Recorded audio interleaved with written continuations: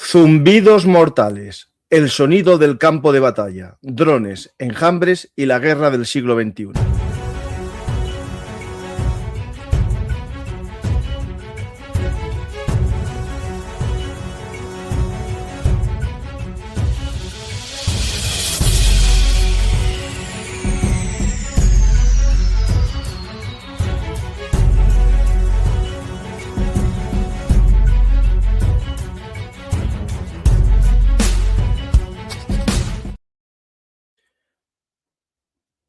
Hola a todos, bienvenidos a Bellum Artis, actualidad militar y geopolítica. ¿Estáis oyendo esos zumbidos? Son los drones. Estamos en la guerra del siglo XXI. Ya sabéis que el mundo está muy convulso y una de las causas del cambio en los campos de batalla, como os cuento en mi libro Es un mundo convulso, son los drones y la automatización que se espera que venga en poco tiempo en la guerra. La IA y muchas más cosas que nuestro amigo Miguel, autor de Zumbidos de Guerra, nos lo va a contar. Hola Miguel, ¿qué tal? Hola, ¿qué tal, Francisco? Pues me alegro muchísimo de volver aquí. Ya te he dicho antes, mientras preparábamos todo, que me hace mucha ilusión. Volver aquí a Bellum Artis, el primer programa en el que estuviste. Fue el primer podcast en el que estuve y la verdad es que me tratasteis muy bien, toda tu audiencia me trató muy bien y sobre todo lo más importante es que me abriste la puerta a un mundo bastante interesante, tanto que, como te he dicho antes, a través del libro, que aprovecho para enseñarlo yo también. Ahí, espera, ahí, enséñalo ahí está.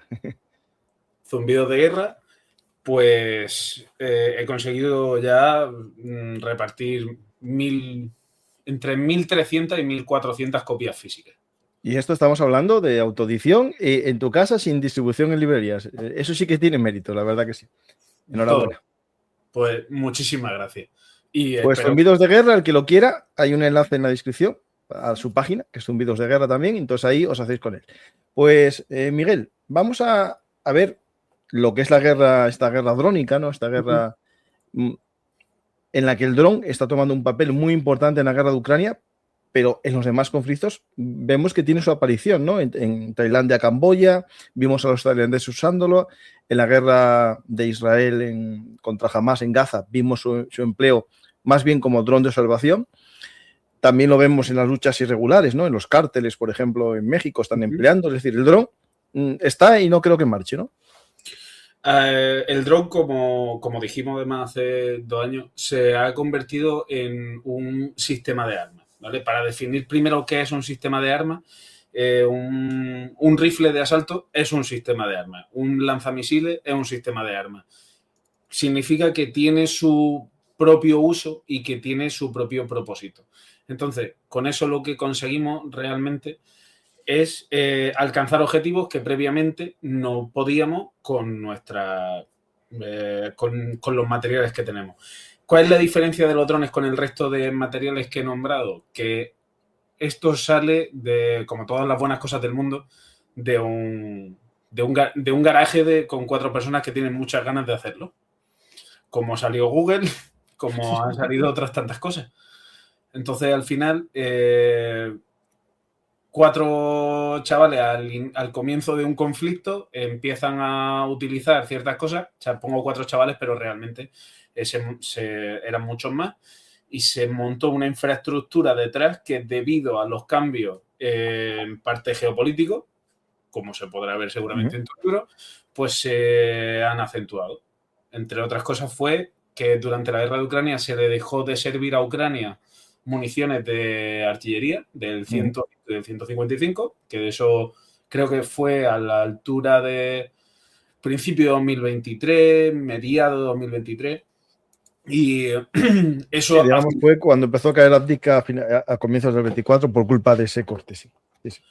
Sí, además fue justo cuando salió el libro y la cosa es que una cosa tan sencilla como una mina contra carro, que encima, por la doctrina soviética que tienen ambos países, no la entierran, sino que las trampean una de cada 3, pues entonces lo que hicieron es que esas minas sacaban los 7 kilos de explosivo que tienen y lo convertían en 10 municiones para tirarlo desde drones. Entonces, digamos que realmente el explosivo surgía del suelo y hasta el punto de que lo transformaban en 10 artefactos lanzables o sea, que son bastante más precisos de lo que puede ser un mortero o en el caso de un RPG, que es un dispara y olvida, en este caso, o por lo menos, bueno, en este caso el RPG no es dispara y olvida, pero sistemas como los C-90 españoles que se mandaron a Ucrania, pues tienen bastante más alcance, dependen de la pericia del piloto, pero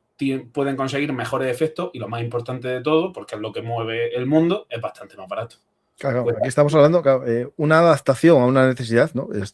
Ucrania había tenido esas, bueno, sí, no digo compañías, eran amigos que creaban, ¿cómo era? Aerodovizka, alguna de ellos. Sí. Aerodovizka, por ejemplo. Esa fue la primera y claro, empezaron algo que ya se había empleado, ¿no? En el conflicto entre Armenia y Azerbaiyán, que fue el dron kamikaze, pero el caro, digamos, el de pago digamos, a un precio potente. Pero lo que hace Ucrania es de la necesidad virtud, ¿no? Y coge drones comerciales, después pasa a la fase de fabricación artesanal de los drones, ¿no? Para convertirlo en un arma barata. Para una guerra larga de desgaste, un arma barata, ¿no? Totalmente. De hecho, a ver, realmente el uso de drones como por ejemplo de la marca DJI, ¿vale? Que aquí vamos a hablar de marca y vamos a hablar de modelo y vamos a hablar de historias, pero tampoco sin meternos en muchos berenjenales, porque a mí me gusta mucho el material audiovisual y de hecho te he preparado aquí unos cuantos vídeos para que los veas. Se empiezan a utilizar en Siria. Y son... Sí. Había ataques del ISIS grabados con drones, sí, es cierto, sí. Y por un lado lo grababan y por otro empezaron a hacer esas sueltas de carga. El primer vídeo de Ucrania que sale un dron FPV por encima de una trinchera volando es de 2014 y está en YouTube. Sí. ¿Vale? Ahora mismo no recuerdo exactamente, pero se puede buscar. Entonces, tenemos que ya en 2014 se utilizaban drones FPV, lo intentaron utilizar para reconocimiento. Ya, como sabemos, Ucrania ha sido un conflicto durmiente desde la invasión de Crimea. Entonces, se ha ido popularizando en parte escondida. Hasta que ha llegado el punto en el que ha sido una guerra abierta y necesidades extremas, medidas extremas, y han acabado popularizándose hasta el punto de que es mucho más rentable con material adquirido desde China por $500, $700, cuando una caja de munición o que no sabe realmente si la va a disparar bien la persona o va a ir al mundo, tiene una curva de aprendizaje que están suavizando mucho con los sistemas de entrenamiento ucranianos y los rusos también lo han adoptado. Sí. Entonces, claro, llega el momento en el que se pone encima de la mesa, la gente no va a poder ver las noticias una semana entera, bueno, a no ser que ocurra un desastre como el triste que ha ocurrido ahora mismo con todo el tema ferroviario, pero es bastante habitual ver la palabra drones en la televisión, cada 2x3. Sí. Pues tenemos, claro, el dron, como muy bien afirmas, es barato, sirve para una guerra larga y sobre todo cambia, digamos, la guerra, ¿no? Es decir, yo creo que la guerra antes de Ucrania, los soldados, que tú sabes del tema, los fusileros tenían una zona, ¿no? Esos, 1 kilómetro en el que te veía el enemigo, tenías que ocultarte porque te mataba el arma, ¿no? De fuego del enemigo.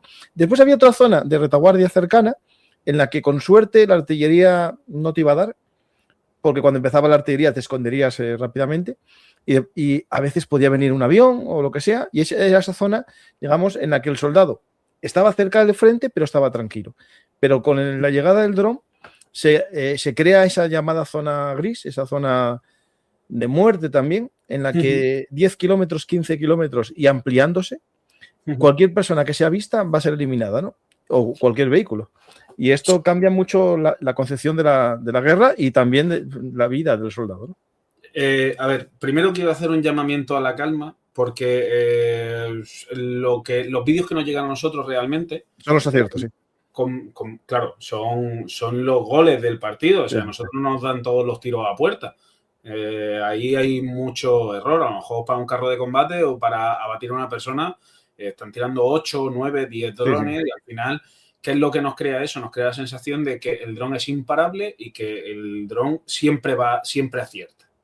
Entonces, eso por un lado hay que quitárselo de la cabeza porque la realidad no es esa. La realidad es que se acaba la batería, llueve, hay niebla, hay mucho viento, no se puede volar por esto, el operador a lo mejor no es el más ducho de todo y a lo mejor de un buen día, por así decirlo, ¿vale? Un buen día en la guerra, pueden salir 1 o 2 vídeos de tirar a lo mejor 50, 100 drones. Entonces, no es oro todo lo que reluce. Luego, la organización del campo de batalla, cuando nosotros hablamos la última vez, más o menos era esa. Ahora, con la popularización también de la fibra óptica, que hablaremos también de ella, otra de las cosas que ha pasado ha sido que se han alargado mucho las distancias. Entonces, desde la línea de contacto tendríamos entre 20 y 30 kilómetros de zona hasta llegar a lo que sería la línea de retaguardia y las líneas logísticas. Y concretamente en el caso de los ucranianos están muy faltos de personal. Y eso lo que le hace es que leí hace poco a un general retirado estadounidense, no recuerdo ahora mismo el nombre, que él lo define como el campo de batalla poroso. Es decir, se van colando y la técnica de los rusos es mandar una pequeña patrulla, 2 o 3 personas, llegan a una ubicación y los ucranianos no atacan realmente a esa ubicación. O sea, realmente lo que atacan es todo. Quedan entremezclados. Es decir, a veces avanzan los rusos y los ucranianos quedan atrás, pero tampoco los atacan los rusos. Es una cosa. Claro. Entonces quedan mezclados y toda la línea de abastecimiento es lo que van atacando. Entonces, a lo mejor para hacer una posición fuerte están gastando muchísimo personal. Ellos están haciendo una guerra de desgaste. Ahora, ¿qué es lo que representan los drones dentro de esa guerra de desgaste? Lo primero no es poner al poco personal que tienen y lo segundo es dentro de esa técnica táctica un poco de repliegue / tierra quemada, lo que harían serían ir sobre todo haciendo mella en el personal ruso. Pero ahora les falta más gente que necesidades de material, como se vio en otras partes de la guerra. Sí. Y eso agudiza mucho el ingenio. Entonces, ahora van hacia la automatización, incluso. Claro. Desde aquel podcast que tuvimos hace 2 años hasta ahora, se ha visto, por ejemplo, cómo en enero de 2025 se tomó la primera trinchera de manera completamente remota. Es decir, sin intervención humana. Y eso es un avance bestial. ¿Y qué es lo que se está haciendo también? Se están utilizando plataformas navales y plataformas terrestres, UGV y USV, donde poder al final cruzar esos sistemas para ahorrar batería, establecer mejor rendimiento del material o conseguir más alcance. No sé si te parece bien. Empezamos un poco. Podemos empezar, sí. Vamos a fijarnos más en los drones navales, aéreos, perdona, ¿no? Entiendo, ¿no? Lo que nos vamos a. Sí. Bueno, realmente he cogido un poco de varios vídeos que tengo en la base de datos para ir explicando ciertas curiosidades y ciertas cosas que a mí me han llamado la atención y que son nuevas tácticas que se están utilizando, nuevas formas de contrarrestarlo o simplemente material nuevo que está saliendo alrededor del mundo de los drones. Entonces, voy a empezar primero con los drones contra... Bueno, la parte de drones contra... la parte contra drones, digamos que... Digamos la interpretación. Entonces, en este caso, podemos ver un vídeo de un detector que es de los más utilizados ahora mismo, que barre varias bandas de frecuencia. Y entonces lo que hace es que primero pita cuando detecta un dron cerca y luego intenta meterse en la señal para poder ver qué es lo que está viendo la cámara del dron y anticiparse ese objetivo para poder evitarlo. Eso no es una medida contra dron per se, puesto que no lo derriba. Aunque ahí se ve que en ese caso sí lo tira, pero no es el detector lo que lo tira, Lo que lo tira es un inhibidor, es algo completamente diferente. Otro elemento de la guerra electrónica. Exacto. Entonces, dentro de la guerra electrónica y dentro de ese contra UAS, el C-UAS, que se ha popularizado tanto, ahí eso al final es como una cebolla. O sea, antes se concedía como una cebolla, son varias capas, la detección, etcétera, etcétera, y hasta llegar a la neutralización, y resulta que esas capas están interconectadas. Entonces ya no es un esquema tan lógico, porque entra dentro la parte física, la parte de señales o la parte humana al final, que es lo más, yo siempre he abogado porque lo más importante es la preparación, porque en la preparación del ser humano no puedes eliminarla. Entonces, otra de las partes interesantes, a ver si encuentro el vídeo por aquí, ¿vale? Son las tácticas. Entonces, dentro de estas tácticas, se ha descubierto que lo más importante es ver desde dónde están partiendo los drones. Una de las aquí. Perdona, es que no estoy tranquilo. Aquí, claro, me imagino también que se podrá incluso jugar aquí al engaño, ¿no? Claro, entonces aquí, por ejemplo, tenemos un caso de un dron que se ha y salen a recogerlo. Entonces, cuando van a recogerlo, resulta que habían posado otro para poder abatir a la posición de los operadores de drones.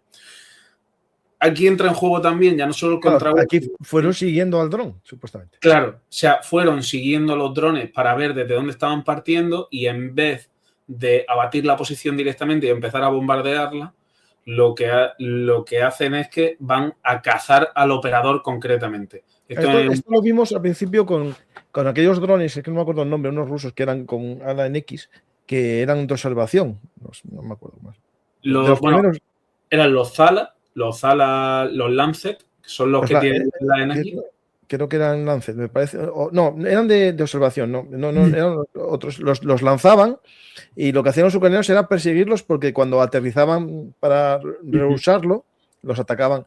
Y claro, yo eso en drones, digamos, grandes, sí lo había visto, pero en drones tan pequeñitos, la verdad que no lo había visto. Pues es la manera que tienen de ubicar al final las trincheras para poder, o sea, las posiciones de los operadores, para poder abatirlos, porque ellos saben pues la falta de personal que tienen. Entonces, otra de las cosas que se está viendo es que estos dispositivos están dejando de ser tan baratos, porque al final, con tanto refinamiento dentro del campo de los drones, pues entonces lo que están... O sea, hay que utilizar mejores materiales, llegando al punto de que hay algunos que le ponen una Starlink. Entonces, ya hemos pasado de tener un dron de 15-дюймові коптери, дрон Турок 15 a un dron con з керуванням para poder dar cobertura más adelante a personas en el campo de batalla, o para hacerle llegar una información, o directamente para hacer una observación y retransmitirla a través del propio router que tiene integrado la Starlink. No, de hecho, había otro dron, uno ruso, que es tipo avioneta, pequeñita, con alas, que le pusieron también una Starlink. Que a mí me llama la atención de que no sean capaces de capar Elon Musk. No está en manos rusas. Pero, a ver, aquí el problema es que es como si yo tengo un teléfono móvil, o sea, yo soy uno más dentro de toda... Sí, claro. En esa zona es difícil saber quién está en la zona A ucraniana, o en la zona A rusa, porque están en contacto. Sí. El tema es que estén muy lejos, es otra cosa. Sí, a ver, yo ahí ya en temas de geopolítica no me meto. No, pero que en el tema, digamos, de la guerra electrónica es que el tema, claro, es complejo, porque si cierras el Starlink para los rusos, también lo niegas para ti, con guerra electrónica me refiero. Claro, entonces aquí o sea, si utilizas el mismo, es que esta es una de las claves que está pasando, que es que si tú estás utilizando el mismo material que está utilizando el enemigo, lo primero es que tú sabes tus debilidades, y luego por supuesto puedes aprovecharte de las suyas. Entonces, ahora mismo a alguien como a un país como Rusia no le interesa dejar de utilizar Starlink. No, porque claro, sabe que lo usa el enemigo y quedan protegidos, claro. Кладемо в яму, накриваємо пінопластом, беремо пульт Al та colación дрона. del Пінопласт tenemos un problema con ella, y es que la Starlink se calienta. Y la Starlink se calienta en una zona donde hace mucho frío. Claro. Entonces se ven perfectamente con las cámaras técnicas, sobre todo con los DJI. Entonces ahora están saliendo productos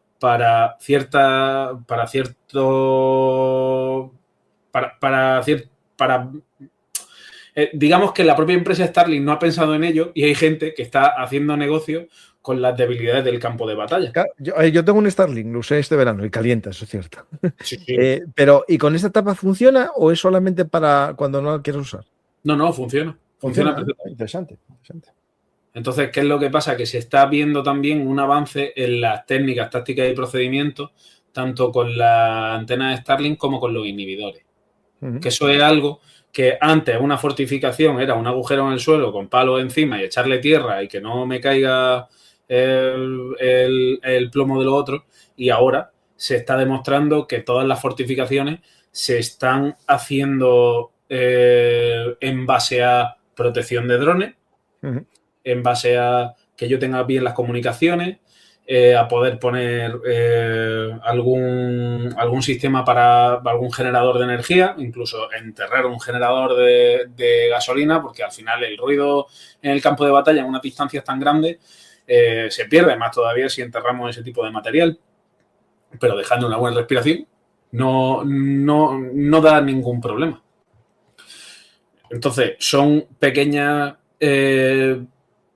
parecen tonterías, pero realmente son grandes avances. El hecho de ponerle una tela que no se caliente al Starlink para ocultarlo, claro. Por ejemplo, para un equipo de observación, para un equipo de tiradores o incluso para hacer una infiltración de cara a otros países, se puede replicar y puede utilizarse, y entonces de pronto tendremos un equipo que tiene una conexión perfecta en mitad de la jungla, en mitad del Ártico, que últimamente está muy de moda, u otro sitio.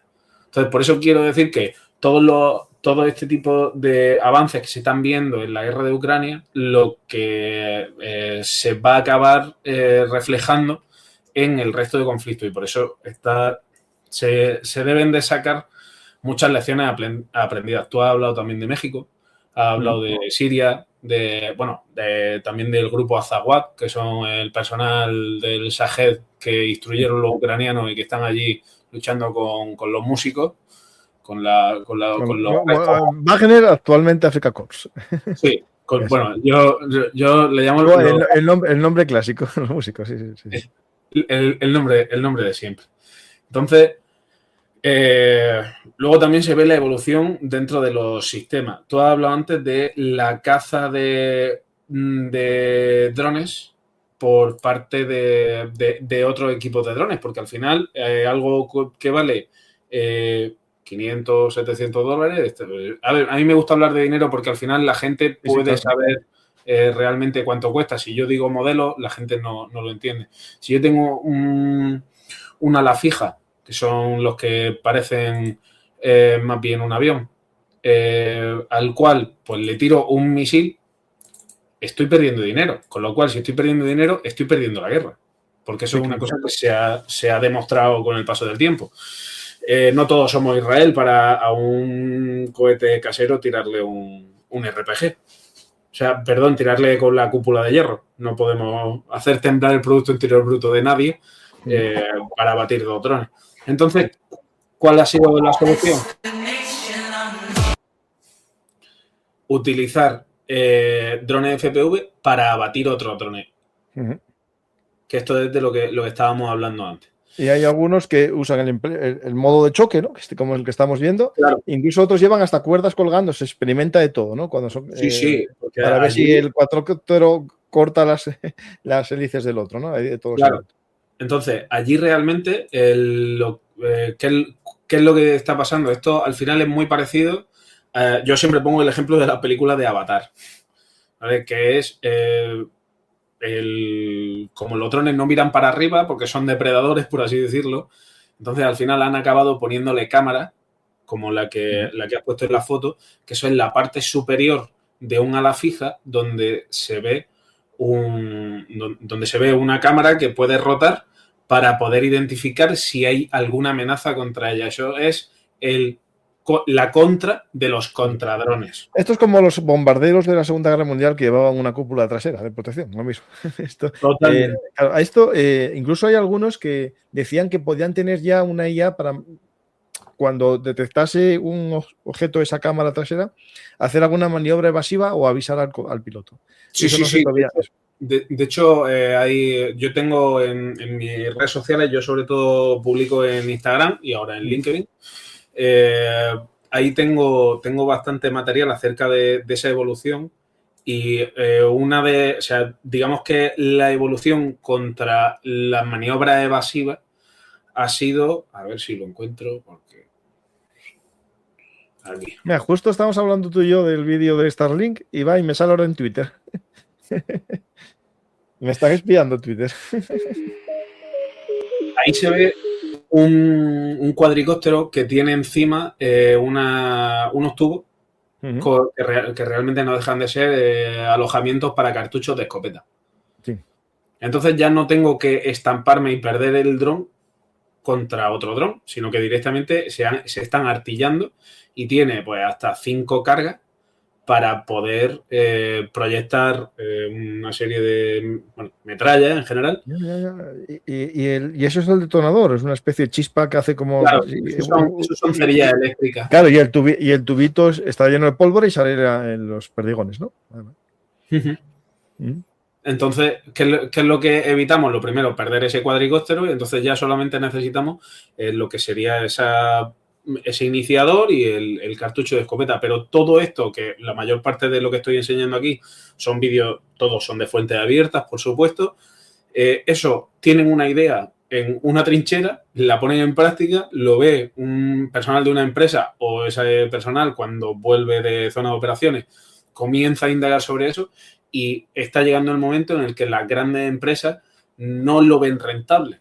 Con lo cual, por eso no se está popularizando tanto. Porque a mí me renta más vender carros de combate, porque luego hay su reparación, su mantenimiento, etcétera, etcétera, antes que coger y decir, pues vamos a fabricar drones de $500 pues por 900, porque no te los van a comprar, se los van a seguir haciendo ellos. Sí, sí. Mira, esto... bueno, en una guerra larga, ¿no? Como lo que estamos viendo de desgaste, claro, es que al final hay que ver que la economía es la que es. No vas a poder producir drones de 100.000 euros, vas a ir bajando el pistón, ¿no? Y Ucrania ya nos enseña, ¿no? A lo que está esa salida. Y hablando de lo que tú dices, Estados Unidos hace poco hizo una compra de unos drones kamikaze para los marines a $100.000 cada uno. Y el Pentágono, sí, tal, pero ya empieza a decir que tienen que hacer el modo ucraniano de hacer drones, digamos, de impresión casi casera, ¿no? Y en Francia ya lo están haciendo en una unidad del ejército, ya tienen sus propias impresoras para hacer los drones. Mira, hay una cosa que quería mostrarte, así yo también, ya actuamos los dos. Este es un vídeo de un Molinilla, de este dron ruso. Sí. Que lo intercepta un dron ucraniano. Pero fíjate lo que ponen aquí, ahora lo paran y muestran que este portaba un dron encima. Y se ve la estructura. Este es un dron portadrón para ganar cierta distancia en los ataques, ¿no? Es un dron nodriza. Sí, sí. ¿Vale? Es una técnica que se ha utilizado en diferentes partes de la guerra, pero hay que tener en cuenta que las alas fijas están diseñadas para poder ahorrar batería y tener más y poder alcanzar más distancias. Por eso se utilizan sobre todo para reconocimiento. Pueden llevar peso, pero a la hora de hacer una maniobra evasiva tenemos que pensar la diferencia entre un avión y un helicóptero. ¿Qué pasa? Que el helicóptero, lo que sería el cuatrimotor en este caso, que va encima de este ala fija, gasta muchísima batería. Yo no voy a poder alcanzar 60 kilómetros con algo de un peso medio bajo porque me voy a quedar por el camino. Porque aparte de la batería estamos hablando de la carga. Entonces, ¿qué es lo que me está pidiendo? Lo mejor de los dos mundos. Que tenga un buen alcance, que vaya durante una parte del vuelo en ese ala fija y luego, por otro lado, ese cuadricóptero que haga ese final de trayecto con una velocidad muchísimo mayor y con muchísima mejor maniobrabilidad para poder esquivar o atacar el objetivo desde un último punto. Entonces, tiene mucho sentido las nodrizas y, de hecho, en los manuales ucranianos, los primeros que salieron, ya enseñaban que era una de las técnicas. Vamos a este vídeo que tienes aquí. Bueno, esto es, al igual que enseñaba antes, que los alas fijas tienen esas cámaras, como la mayor parte, eso es un ala de un Shahed, ¿vale? Los Shahed, por si alguien no lo sabe todavía, son una ala fija que son kamikaze. Algunos llevan cámara, otros no. Hay otros de decepción que se llaman Gerbera y van. La manera de atacar es por saturación. Entonces, ahora se están desarrollando unos drones que tienen cámaras nocturnas, porque esto suele atacar de noche, para poder estrellarse contra estos Shahed y la mejor manera que encontraron los rusos fue ponerle 6 luces IR. Entonces, cuando se acercan al Shahed, el Shahed los deslumbra y ya el piloto no es capaz de enfocar contra el Shahed. Claro. Entonces, una tontería como que parece ponerle intermitente a un dron consigue ampliar el radio de objetivos dentro de un bombardeo a una profundidad de 200, 300 kilómetros de la línea del frente. Mira, Miguel, hablando del Shahed y cómo los derriban, ¿no? Este vídeo que yo estoy buscando a la vez que hablo contigo y temas este de Will Horners, bueno, es un... Sí. Los interceptores ucranianos, y van a por un Shahed. Van por la retaguardia, claro, es la forma de interceptarlos con los ángulos ciegos, lo destruyen, pero se ve que va otro detrás, porque siempre lanzan varios contra un objetivo, por lo que tú dices que no siempre se acierta la primera, ¿no? Claro. Entonces, los Sting son unos interceptores que están basados en los drones que se utilizan para romper los récords mundiales de velocidad. Y eso realmente tiene una forma de cohete y tiene los 4 rotores en los laterales. Entonces, la cámara va en la punta y exacto, ese es. Gracias por ponerlo porque es bastante difícil de describir. Sí. Digamos, despegan como un helicóptero y vuelan como un avión. Sí, literalmente. Y están alcanzando unas velocidades punta bastante interesantes. Estamos hablando de que se ha vuelto a romper el récord de velocidad con un dron de este tipo, no concretamente de la marca Sting, sino gente que lo hace en su casa, y han alcanzado más de 550 kilómetros por hora. Claro, estos son, digamos, los cebadores de drones, ¿no? Claro, es que estamos hablando que no sé qué nivel de unidades tienen, pero aquí no estamos hablando de que tenga 1 o 2 por operador, no, pueden tener sus decenas, ¿no?, de drones. Pero en vez de las unidades de voluntarios con camionetas que abaten drones cuando suena una alerta, que eso es el pan ucraniano de cada día, pues entonces ahora resulta que aparecen 4 señores con los interceptores, cuando suena la alerta los vuelan, como es la cámara nocturna y los Shahed, hay algunos que van por reacción, encuentran dónde está el enjambre y empiezan a estamparlo, y son bastante más baratos que los Shahed, con lo cual cumplen esa primera premisa de la que hemos hablado al principio, de esa guerra económica que no van a perder. Entonces, siguen siguiendo esa doctrina, se han vuelto a adaptar, han vuelto a pegar otra vuelta de tuerca a los drones o una vez más, hasta el punto de que si eso es lo suficientemente rápido, puede pasarle un helicóptero. Sí. Bueno, es que lo intentaron, no sé si con Steam, pero intentaron. En la invasión de Kursk han conseguido andar un helicóptero. Creo que en total, en toda la guerra, con FPV han derribado 3. Un segundito que voy a poner este vídeo, porque se oye muy bien el zumbido del Steam.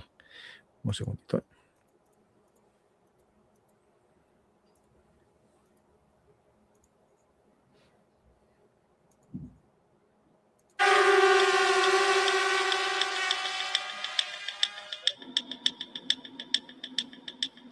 Bueno, aquí ya lo vemos, digamos, el operador, ¿no?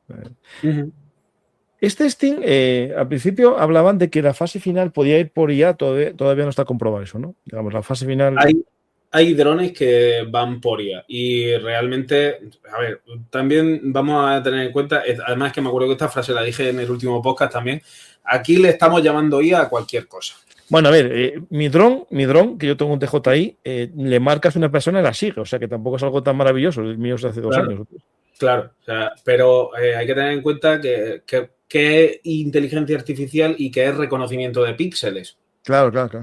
O sea, porque si yo a un dron que encima con una cámara térmica me lo está marcando en blanco y el fondo me lo está poniendo en negro y le digo, vete hacia los píxeles blancos, o sea, eso no es tampoco IA. Otra cosa es que el dron detecte automáticamente que es un carro de combate, me lo marque y se vaya y lo ponga, porque le han cargado un modelo con muchísimos carros de combate.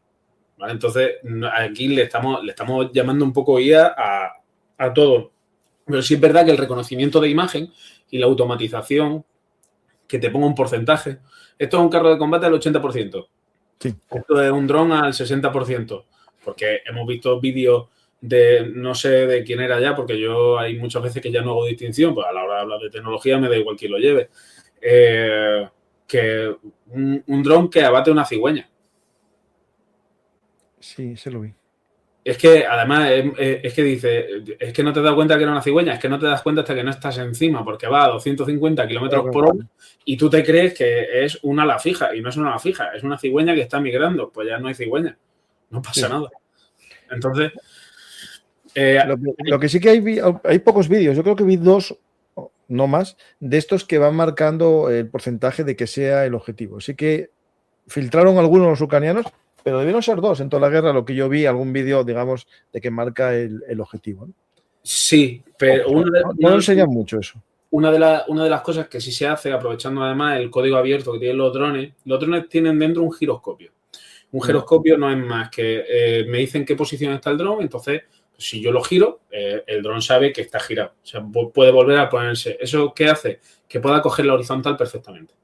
Entonces, teniendo esos 3 ejes, lo que se puede hacer, y de hecho se hace allí, es que yo a 1 kilómetro detecto que hay una posición, un carro de combate, entonces se marca el objetivo al que va y el dron ya va solo. ¿Por qué? Porque si se gira un poco, el propio giroscopio lo sabe y entonces se le dice, no, corrige el rumbo, va así durante 1 kilómetro, entonces aunque a mí me inhiban el vídeo y aunque a mí me inhiban la señal de control, bueno, con ciertas vicisitudes. Hombre, si la cogen, claro, si cogen ellos el control, no, pero si lo que hacen es negarlo, claro, pueden más que no ir. Claro, pero en 1 minuto, a 250 kilómetros por hora, coger la señal de control, pues no sabes todo. Es muy complicado. Sí. No sé si se podrá hacer, pero vamos, yo apostaría porque no. Y luego, por supuesto, te he dicho que íbamos a hablar de... Pues yo he cogido unos cuantos vídeos, no al azar, pero sí para ir tocando temas que de hace 2 años para acá, pues no... Yo creo que ni nos lo hubiéramos imaginado. Entonces, aquí se ve, por ejemplo, el tema de la fibra óptica. Estos son campos llenos que se ve con un dron que están pasando por encima y todo eso es fibra óptica. Sí. Por ahí tiene que pasar gente. Aparte de tractores para recoger trigo y luego y previamente gente para quitar minas, pero estamos hablando de que la fibra óptica está llegando a un punto donde es bastante complicado avanzar a pie en ciertos terrenos. No, claro, esto uno solo lo puedes romper, pero cuando se unen varios, como la telaraña, claro, es lo mismo. Claro, entonces la propia fibra óptica está creando una red que está por todo el campo de batalla que les está dificultando el paso de ambos bandos. Entonces... Esto es la zona de Liman y no es un mar. Claro.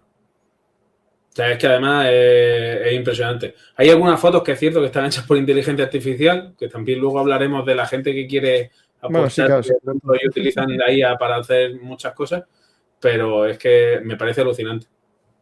Sí.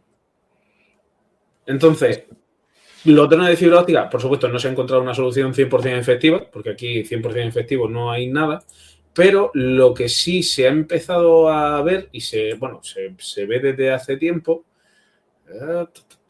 aquí, lo que sí se ve fue una alambrada móvil. На 150 метрів. Para que nos hagamos una idea, Почергове включення-виключення запрограмоване. Espera, es que está en sonido, ya lo quito, sí. para que os hagáis una idea, en un hackathon de Canadá se pusieron varios casos para poder intentar resolver sobre drones. Y el único que no quedó resuelto fue la fibra óptica. Esto fue a principios de 2025. Los ucranianos, tirando de simplicidad total y absoluta, han empezado a investigar sobre el uso de concertina, que no es más que esta alambrada que tiene como unas cuchillas de afeitar, y le han puesto a un motor y al otro lado le ponen un rodamiento. Entonces, eso está dando vueltas y cuando llega la fibra óptica, lo que hace es que se enrolla. ¿Qué pasa? Espera, que esto hay que explicarlo porque creo que es importante. No todo el mundo lo vio volar. El dron va con un carrete soltando hilo. Cuando el dron, imaginamos que va a 10 metros, ¿vale? El hilo va alto, pero cuando avanza 2 kilómetros, el hilo va a ras de suelo, que será ese momento en el que se corta, porque el obstáculo es bajito, ¿no? Entonces, este obstáculo lo primero es que hace que el hilo, o sea, el hilo no lo corta, hace que se enrolle. Bueno, sí, está bien. Entonces, ¿qué es lo que se tira para atrás también, va cortando el alcance del dron, ¿no? Ya, pero ¿qué es lo que se está viendo al final? Que lo que se hace es que se ponen dos. Se pone uno a 1,5 metros, 2 metros de otro, y entonces lo que hace es que además giran en sentido contrario. Ajá. Entonces, eso genera al final una tensión porque se enrolla en una de estas alambradas, se enrolla en la otra, gira al revés hasta el punto de que tensa la fibra óptica y la parte. Sí, sí. Entonces, bueno, por lo menos ya hay una pequeña solución dentro de lo que cabe para poder, por lo menos, poner una posición defensiva, porque se están viendo carretes de fibra óptica de 60 kilómetros por segundo. Y la fibra óptica, recordemos que al final, al ser no es velocidad de la luz, pero casi no tiene ningún tipo de retraso. Entonces es bastante tremendo. Y sobre todo a la hora de la propaganda también, ¿no? Es decir, graba al momento del impacto, mientras que los demás había 2 segundos que se perdían. Estos muestran el impacto. Sí, ¿no? Esa guerra mediática al final en la que estamos viendo. Pues sobre todo el que quiera consumir ese tipo de contenido, ¿no? Mañana, tarde y noche. Entonces, bueno, esa es otra de las partes de contradrones que se está viendo que está funcionando. No es una medida perfecta, pero es un avance. Luego, también el tema de las redes, llegó un momento en el que las pusieron como la panacea.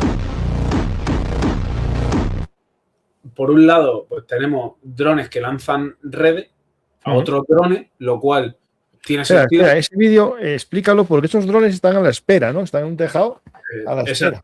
Son aquí, como, digamos, aves rapaces. Vamos a ver. El hecho de utilizar fibra óptica permite ampliar las tácticas contra drones. Hay un problema con los drones, es que si lo dejas encendido mucho tiempo, quieto, se calienta y se quema. Sobre todo, pues hay ciertas partes que se queman. ¿Qué pasa? Con la fibra óptica esa parte se quita. Entonces ya, para empezar, podemos dejar el dron encendido en el suelo durante horas que no le va a pasar absolutamente nada. ¿Qué es lo que se ha hecho? Se pone el dron con la fibra, se coloca en un sitio, el operador se va y entonces cuando el enemigo avanza o cuando el enemigo pasa por un sitio, como por ejemplo un cruce de camino, pues entonces automáticamente el operador lo ve a través de la cámara del dron, levanta el vuelo e impacta. Entonces, para evitar que levanten el vuelo estos drones de fibra óptica, lo que se hace es tirarle una red encima. ¿Para qué? Para que en el momento en el que levanten el vuelo y muevan las palas, ya se han quedado trabadas y entonces ya no funciona. Mira, ahí, Miguel, bueno, era un tuit o varios, ¿no? Que salieron unos días que Ucrania estaba desarrollando unos drones con IA para buscar esos drones aparcados, es decir, Sí.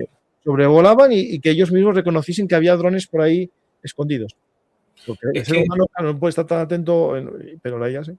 Es que, bueno, luego volveremos al tema de las redes, pero estas, digamos, trampas de fibra, o sea, aquí se ve que están puestos en mitad de la carretera. Entonces, en mitad de la carretera pasa un convoy, pasa un coche, que es que además ni siquiera tienen que estar puestos a mano, que pueden ir volando, aterrizarse ahí y esperar a que vuelvan. Entonces ya estamos hablando que a 20 kilómetros de una retaguardia para hacer una evacuación enemiga o para hacer otra, o sea, o para hacer un abastecimiento logístico, de pronto me encuentro eso delante con todo lo que ello conlleva y es un jaleo muy importante. Entonces, claro, se nos está metiendo, se mete el enemigo en la casa, Sí. se mete hasta la cocina y encima se queda ahí esperándome. No tiene que gastar la batería porque el problema que está fallando, o sea, lo que está frenando ahora mismo la industria de los drones es la batería. Por más que se hace. Esto es el tema de cómo es el carrete, ¿no? Pues esto es uno de los carretes. Se ve ahí cómo va saliendo y arrastrando el hilo, que es más duro de lo que parece. Claro, esto es importante, que tiene una cierta dureza y resistencia, ¿no? Claro, con el paso del tiempo realmente todo este tipo de cosas pues se ha ido refinando. Entonces, pues como medidas contra UA, también, no sé si te acuerdas, la carretera de Liman puede ser, la que cubrieron entera con... Y con redes, sí. Ahora está también la de Pocrops y tal, sí. Todas. O sea, al final, todas las vías logísticas la están cubriendo. Empezó Rusia haciéndolo, ¿eh? Y ahora es Ucrania la que lo hace. Empezó Rusia, pero es que volvemos a lo mismo. Si alguien está utilizando una cosa que funciona y el otro también la tiene, pues es que al final... Entonces, ¿qué es lo que están haciendo ahora? Creo que este vídeo es ucraniano. Como empezaron a utilizar los drones con termita y vieron que iba bien, entonces ahora están intentando destruir todas las carreteras con redes para poder seguir haciendo los ataques a las líneas de abastecimiento. Yo esto lo vi como que era ruso, pero puede ser que sea ucraniano porque los rusos los rusos usan muchos vídeos ucranianos, ya te lo digo yo. Desconozco si es ruso o ucraniano porque al final yo a lo que me dedico es a intentar ver cómo se está utilizando la tecnología. Pero que es interesante la forma, es decir, esto está claro. Sí. Además, si te das cuenta y se analiza bien el vídeo, el dron está preparado para girar la cámara a 90 grados abajo, aun siendo un FPV. Eso quiere decir que hay un trabajo detrás, que no es el típico FPV. Ahí hace el giro hacia abajo. Sí, para apuntar, claro, sí. Claro. Entonces, eso... Sí, tiene cámaras de los de reconocimiento. No tiene la misma cámara de los FPV, lo único que le han puesto un motor. O sea, le han puesto un motorcito que hace así y entonces yo le doy una palanca, pues yo he probado a hacerlo y no es complicado. De hecho, hay tutoriales en YouTube para poder hacer que la cámara de tu FPV gire 90 grados, poniéndole un servomotor y poniéndole un poquito de código. Entonces, con esto lo que quiero decir es que de pronto llega un chaval, le llega su paquete de AliExpress, le dice vamos a poner un servomotor y utilizamos la termita y ya nos hemos calentado una vía logística que estaba que estaba abasteciendo a lo mejor a 1, a 2, a 4 batallones. Y eso no está desarrollado por una empresa de armamento porque es que no les No. Entonces, estas soluciones las hace el avispado de la unidad. Casi. Bueno, o el avispado o el desesperado. Porque yo tengo la teoría de que a uno le dijeron, te vas y quemas la red. Y dijo, me busco la vida para hacerlo. Bueno, eso también es cierto, sí. ¿Sabes? Porque todo aquel que haya entrado en contacto con el mundo militar, sabes que lo que busca las soluciones realmente son los que más la lían para no volver a liarla de esa manera. No, dicen por aquí un gimbal. No, el gimbal es el profesional. Esto es una adaptación barata, dices tú, ¿no? Sí, es un servomotor. A ver, tengo alguno por ahí, pero si ponéis servomotor de electrónica, os va a salir. O sea, no tiene excesiva complicación.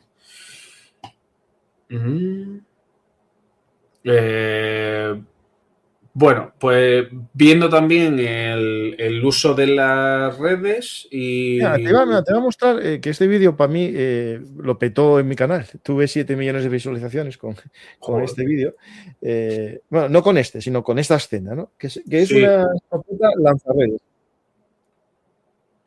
Digamos, para defensa de un pelotón o algo así, a lo mejor se puede generalizar, ¿no? Algo parecido. Pero bueno, esto sí que sería, bueno, último momento. Yo, es que además este vídeo creo que lo había cogido también para comentarlo contigo porque lo vi en el canal. Y por un lado, o sea, las redes se están viendo que son útiles, se están viendo que funcionan contra los drones, pero no puede ser lo único que lleve. Claro. De hecho, eso habría que combinarlo, por ejemplo, con un detector. O sea, Bueno, no, claro, esto me imagino que lo tienes que tener, claro, que si no, no se Claro. puede bien. Claro, pero y aparte, eso hay que combinarlo con mucho entrenamiento. Porque el mayor problema, de hecho, hay varios vídeos del ejército chino, pero hay uno concreto que es buenísimo, porque están muy bien producidos, están muy bien hechos, hay que reconocerle que tienen un marketing muy bueno, pero se ve como hay un FPV que va directamente a por un tío y coge, le tira con un lanzarredes, caza al dron con la red y el dron acaba cayendo al lado del tío que la ha lanzado. Entonces, no puedes darle de frente, ¿vale? Yo, por ejemplo, o sea, no me hace falta tener bajas en combate para saber que no tengo que darle de frente, hay que darle de lado, hay que darle tal. Y luego, yo no me fío de los vídeos que están distribuidos por empresa. Y ese, concretamente, es de la empresa que lanza redes. O sea, si es una unidad entrenando con eso y salen los de la unidad diciéndolo porque allí comprarles con el tema de material, bueno, no sé si será complicado o no, pero por lo menos sabiendo que tienen esa responsabilidad, me da más seguridad que no los vídeos que se están montando, unas superproducciones alrededor de unos sistemas que ni siquiera existen, que eso pues ya lo hemos visto, bueno, lo hemos estado hablando antes de empezar el podcast realmente. Pero digamos que están engañando y están jugando con la vida de la gente. Y eso pues, luego puede pasar factura, porque si algún alto mando o alguien que no conozca el tema y no se deje asesorar, que puede pasar, yo no digo que pase, pero puede pasar, que de pronto diga, pues vamos a comprar esto porque yo he visto este vídeo que es buenísimo. Pues al final nos cuesta la vida a la gente que pisa el barro. Bueno, pero me imagino que eso pasó con todo, ¿no? Tendría que hacer pruebas el ejército previamente, ¿no? O sea, se entiende. Claro, pero la diferencia es que el campo de prueba ahora mismo es Ucrania. Se ponga la gente como se ponga.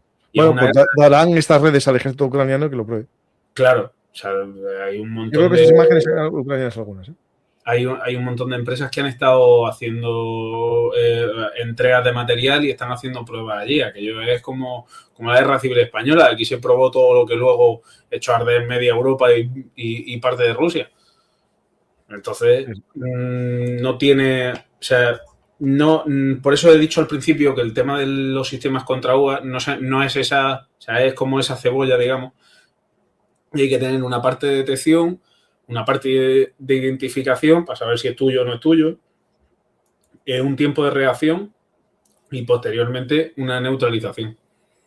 Estas son unas imágenes para que vean un poco algunos de los modelos que se están vendiendo de inhibidores de guerra electrónica contra drones, ¿no?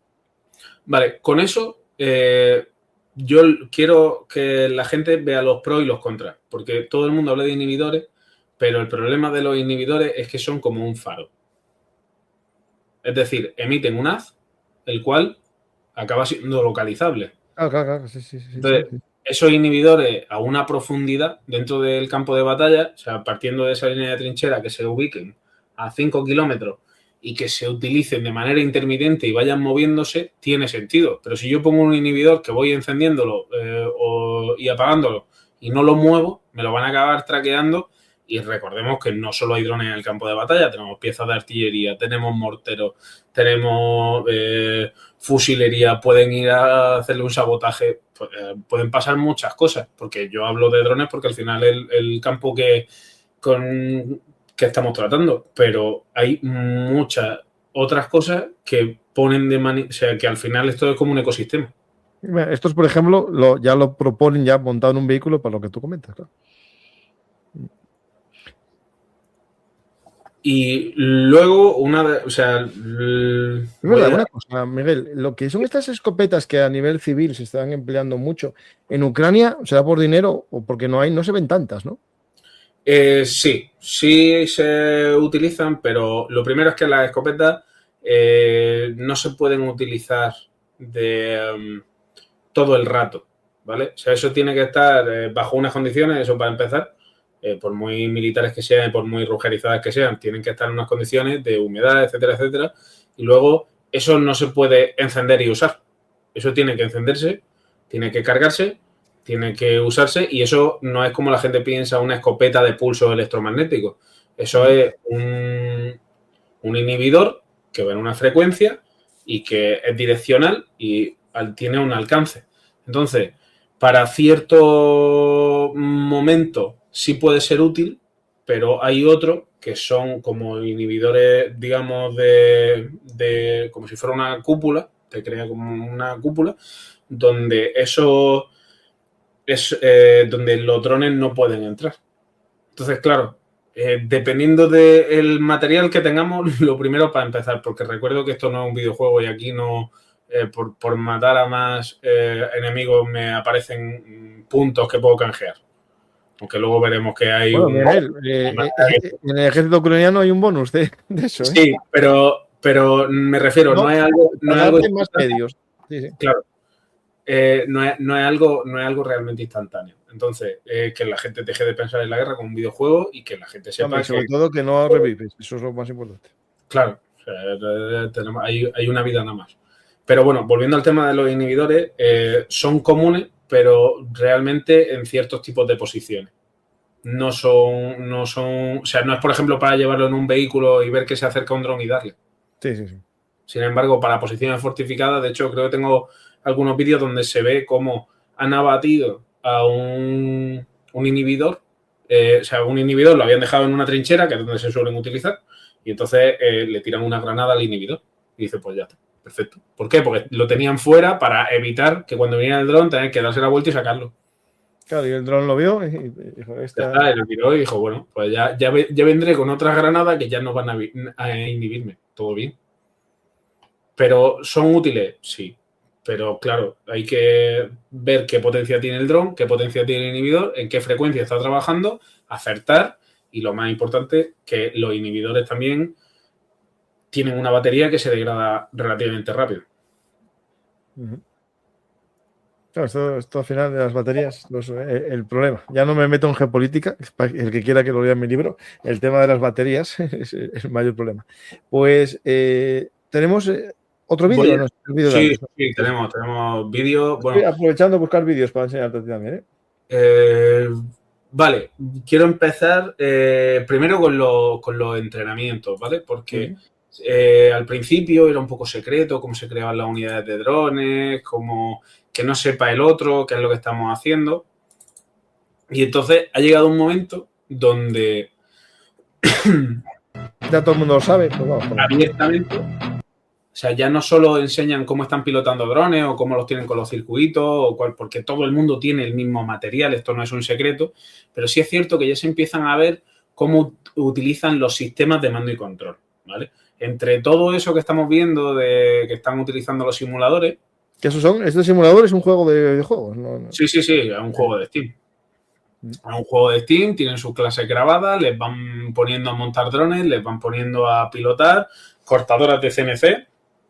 Recordemos que es un vídeo ruso, con lo cual probablemente haya un taller de este tipo y el resto sean almacenes en condiciones bastante diferentes, no mejores ni peores, diferentes. Ya te lo digo yo. Sí, pero al final, pues ellos están invirtiendo también en el marketing. ¿Por qué? Porque a ellos les viene muy bien para el reclutamiento. Claro, esto hay que pensar, bueno, ya se sabe que las unidades de drones son casi las que más jóvenes cogen, porque a ver, es la más guay, la que los jóvenes pueden estar más tranquilos también, pueden ser, no sé, es que estamos hablando de operadores de drones que tienen 400 bajas confirmadas y más. Sí, de hecho, hace un año y medio salió que le dieron una medalla a uno, tenía 700 bajas. Claro. Y que dice, bueno, o sea, es un chaval de 24 o 25 años con 700 bajas a su espalda, o sea, ya ni decir de material, de vehículo y tal. O sea, no sé cómo va a vivir con eso, o a lo mejor, Ese es el tema. o a lo mejor, oye, yo lo estoy haciendo por mi país y cuando termine, pues nada. Pues No, eso funciona, Miguel. Pero la ventaja que tiene, y esto es importante, o no, es que, porque, claro, el operador de dron, al final, psicológicamente, es verdad que ve a su víctima, cosa que los pilotos de combate cuando lanzaban las bombas no lo veían. Se puede parecer más a un francotirador que cuando mataba veía a quien mataba, ¿no? Digo porque psicológicamente no es lo mismo lanzar una bomba y matar a 500 personas que seguir a 500 personas y matarlas una a una viéndoles la cara. Es lo que se ve en el vídeo. Sí, pero también tenemos... Es distinto que matarlos en cuerpo a cuerpo también, claro.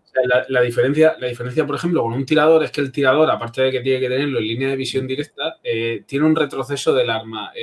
Lo nota, sí. O sea, ha tenido un proceso para enfrentarse. Con el tema de los operadores de drones, estamos hablando con gente que está metido en un agujero en el suelo a 20 kilómetros de donde está haciendo la operación y cuando termina, no sé si os recomiendo que veáis el vídeo de Darwin, que pone Darwin FPV Pilot. No ahora, por supuesto, que estamos en directo, por favor, pero cuando terminemos. Y se ve cómo le hicieron un reportaje a un chaval ucraniano que estaba allí con el Vapor y cuando terminaba, venga, otro, vamos, pum, pum, pum. Y el tío se tiraba toda la mañana estrellando FPV. Claro, porque para ellos son... A ver, psicológicamente puede ser un videojuego. Claro, es que de hecho, a raíz de lo que hemos hablado antes del videojuego, Ucrania vio que se estaba malgastando mucho material. Y la manera que han tenido de tomar carta en el asunto para que no se malgaste material es aplicar una gamificación. Para el que no conozca el término, es convertir en un juego algo. Y entonces, un FPV han sacado un mercado que se llama Brave One, o bueno, sacaron hace un tiempo, ahora ya está funcionando bastante mejor. Un FPV pues, cuesta 3 puntos. Un Vampire, por ejemplo, cuesta 20 o 24. Que son los drones de 6 rotores grandes que pueden soltar cargas bastante grandes.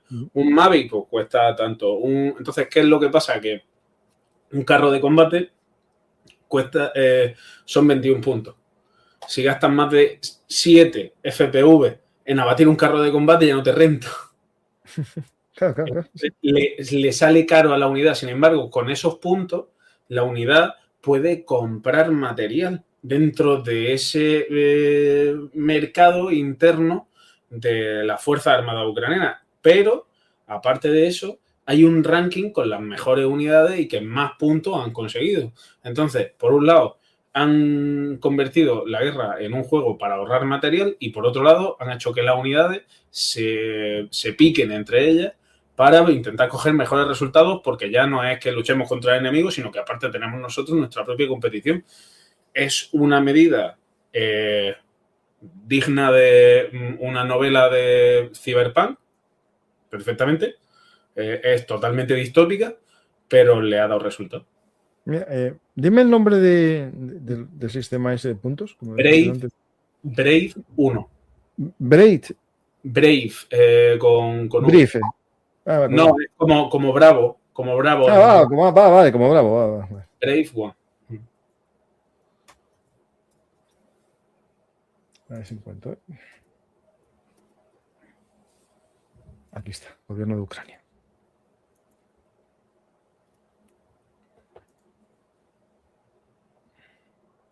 Bueno, entonces entrar aquí y empezar a mirar, ¿no? Porque estará por algún sitio por aquí. Sí. Nada, únete a nuestro equipo en este para reclutamiento. Bueno, en algún sitio vendrá el ranking, ¿no? Porque está Tenía. No recuerdo ahora mismo dónde está el ranking, pero vamos, que es algo relativo. Sí. Y entonces, es una manera de puntuar a la gente haciendo su trabajo. O sea, y suena feo, pero. Pero bueno, sí. Mira, esto es un simulador ucraniano de FPV para que la gente, bueno, los jóvenes, claro, al final, si un chaval juega esto en su casa y es bueno, al final va a ser bueno como operador, porque es lo mismo, es un mando a distancia tipo casi PlayStation y a jugar, ¿no? Es que está al mismo nivel que una persona que se compre una pistola y los fines de semana se vaya al campo de tiro. Sí. Porque es que está utilizando el mismo mando para jugar a un videojuego que para hacer la guerra. Porque la gracia de estos simuladores realmente es que tú puedas utilizar el mismo mando. Ese, concretamente, es un simulador ucraniano. Sí, sí, está súper Hay bien. otro, Sí. hay otro que es ruso, que era el FPV Kamikaze Drone, creo, que yo no, o sea, lo descargué y lo puse en una máquina virtual porque no me fío de un simulador ruso. No, yo tampoco. Que me llamen raro si quieren, pero un grupo de rusos que hace un programa y lo mete en mi ordenador, No, yo no, el mío no. queda. Entonces, bueno, pues en una máquina virtual, y sí es cierto que ese tipo de simuladores ahora está calando bastante hondo. Hay otros simuladores bastante más realistas. De hecho, el propio ejército ucraniano pues, tiene otro. Pero al final los que más están utilizando son los de Steam. O sea, son los de... ¿Por qué? Porque detrás tienen una comunidad que no para de crecer y que ellos mismos hacen mods para poder hacer el simulador mejor. ¿Cómo llamas el simulador? El simulador concretamente que yo más he visto utilizarse se llama Lift Off, que es como despegue en inglés. Entonces, de hecho, en el vídeo que hemos puesto en el entrenamiento de drones de los rusos, ahí Es el que parecía, ¿no? Sí, es uno de los que aparecen varios. Y luego, por un lado está la instrucción para pilotar drones y por otro lado tenemos la instrucción para evitarlo. Pues ya está llegando un momento en el que, como los drones están en absolutamente todos los sitios, le dan instrucción a civiles. Entonces, tenemos algunos sitios donde incluso para poder... Коли оператор побачив, що там люк або щось написано, вони дрон. Лягай! Лягай! 3, 4! Бігом на касика, ти ж бігаєш по утрам! Після теоретичної частини ми Claro, esto tiene que ver con las cacerías, ¿no? Que hacen por ejemplo, los rusos en la zona.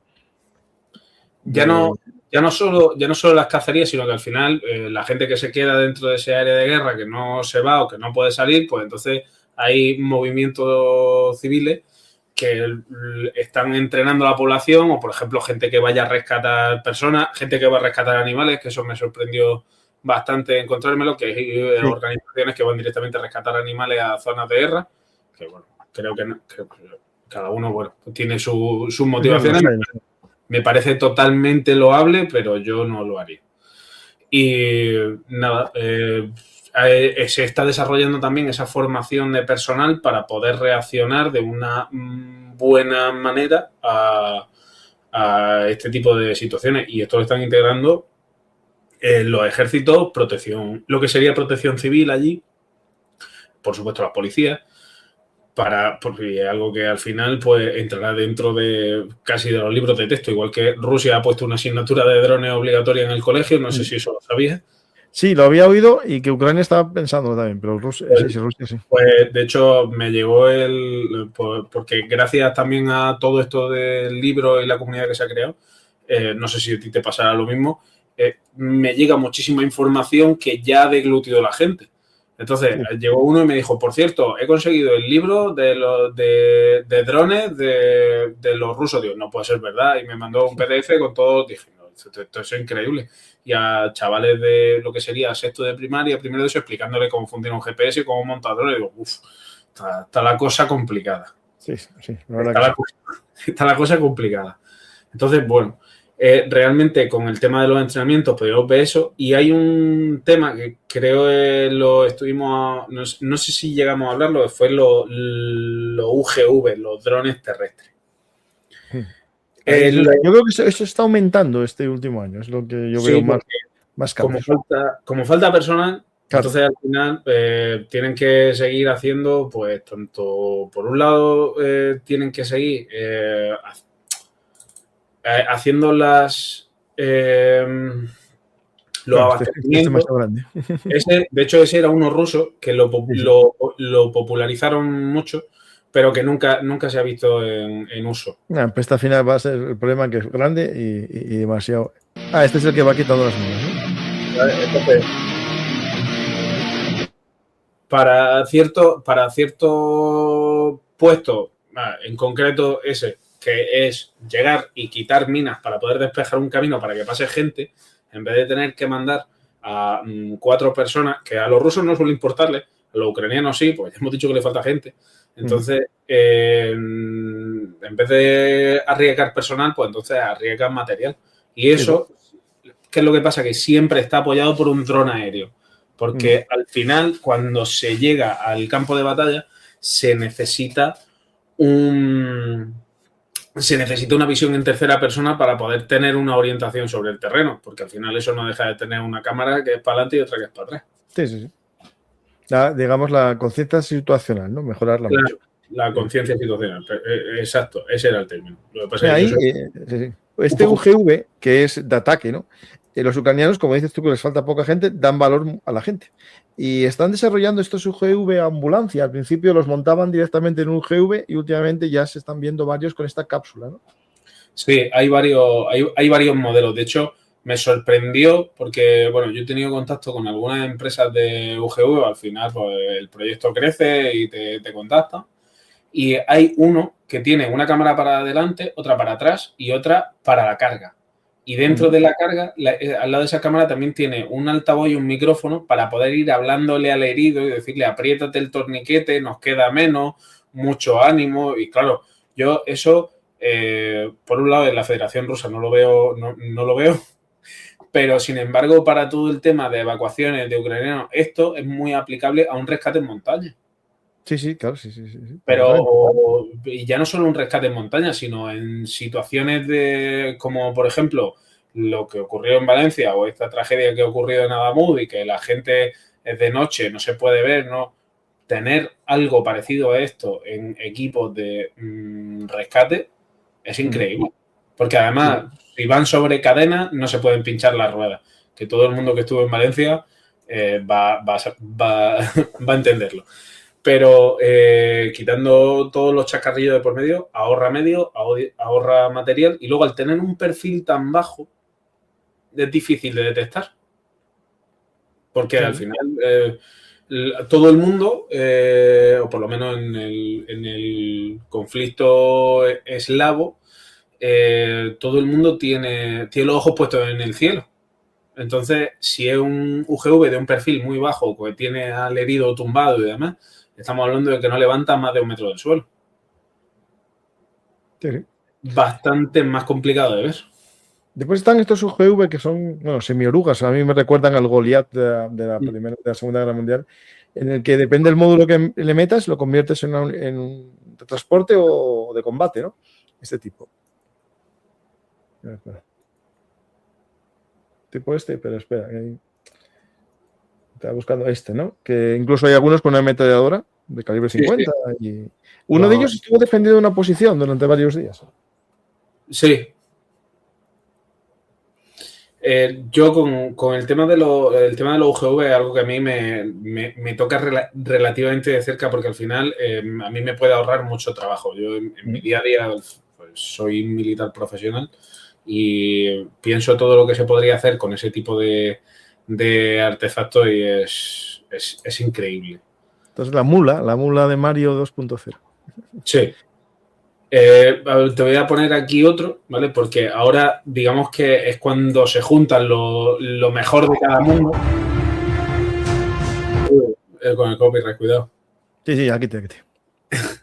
Entonces, ahí vemos un UGV artillado que de pronto tiene como esos drones Switchblade que son lanzables y pueden ser pilotados utilizando el UGV de relé. Me explico. Sí.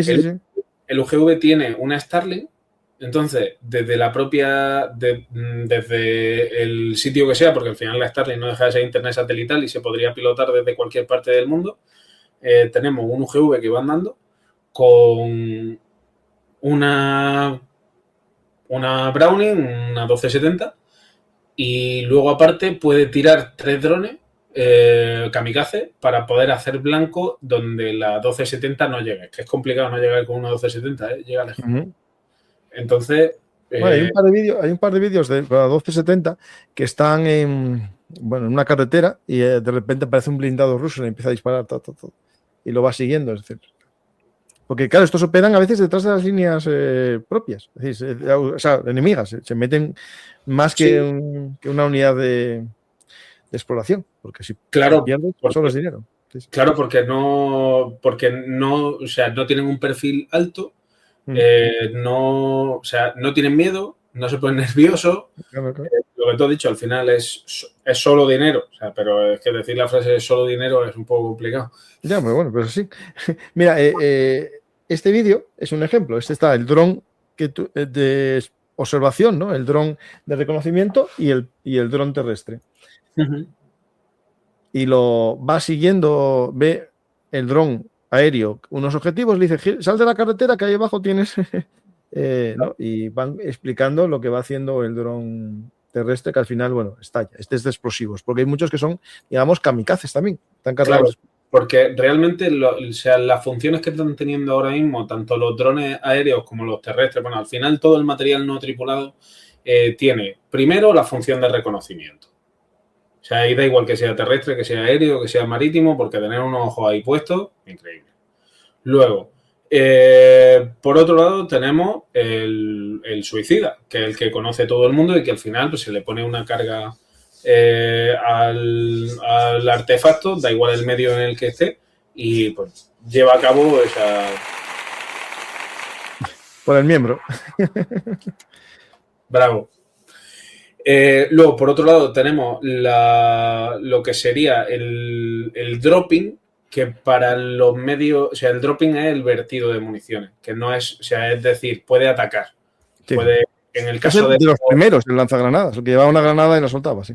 Exacto, en el caso de los primeros sería esa suelta de carga y en el caso de los UGV sería que estuviera artillado, es decir, que sea de ataque. Y luego, ya por último, tenemos la parte de suministros. ¿Vale? Entonces, dentro de la parte de suministro o logística, pues los UGV sería para poder llevar y traer material o herido, y en el caso de los cuadricópteros o hexacópteros así, de un perfil un poco más grande, podrían llevar, que de hecho llevan material a posiciones más avanzadas sin arriesgar personal. Aquí vemos una entrega de un pedido en una trinchera. Sí. Aunque no era para ellos, este va para la siguiente unidad. Sí, pero al final están consiguiendo tener, o sea, toda la complicación logística que tenían al principio, o sea, los ucranianos otra cosa no, pero resilientes y adaptativos son lo más grande. O sea, hay gente con más ganas que ellos, poca. Entonces, están consiguiendo adaptarse con los medios que tienen y luego recordemos que son un país de herencia soviética, que eso no quiere decir que sea malo ni bueno. Eso lo único que dice es que no le tienen miedo a las matemáticas, a la física, a la tecnología, ni a...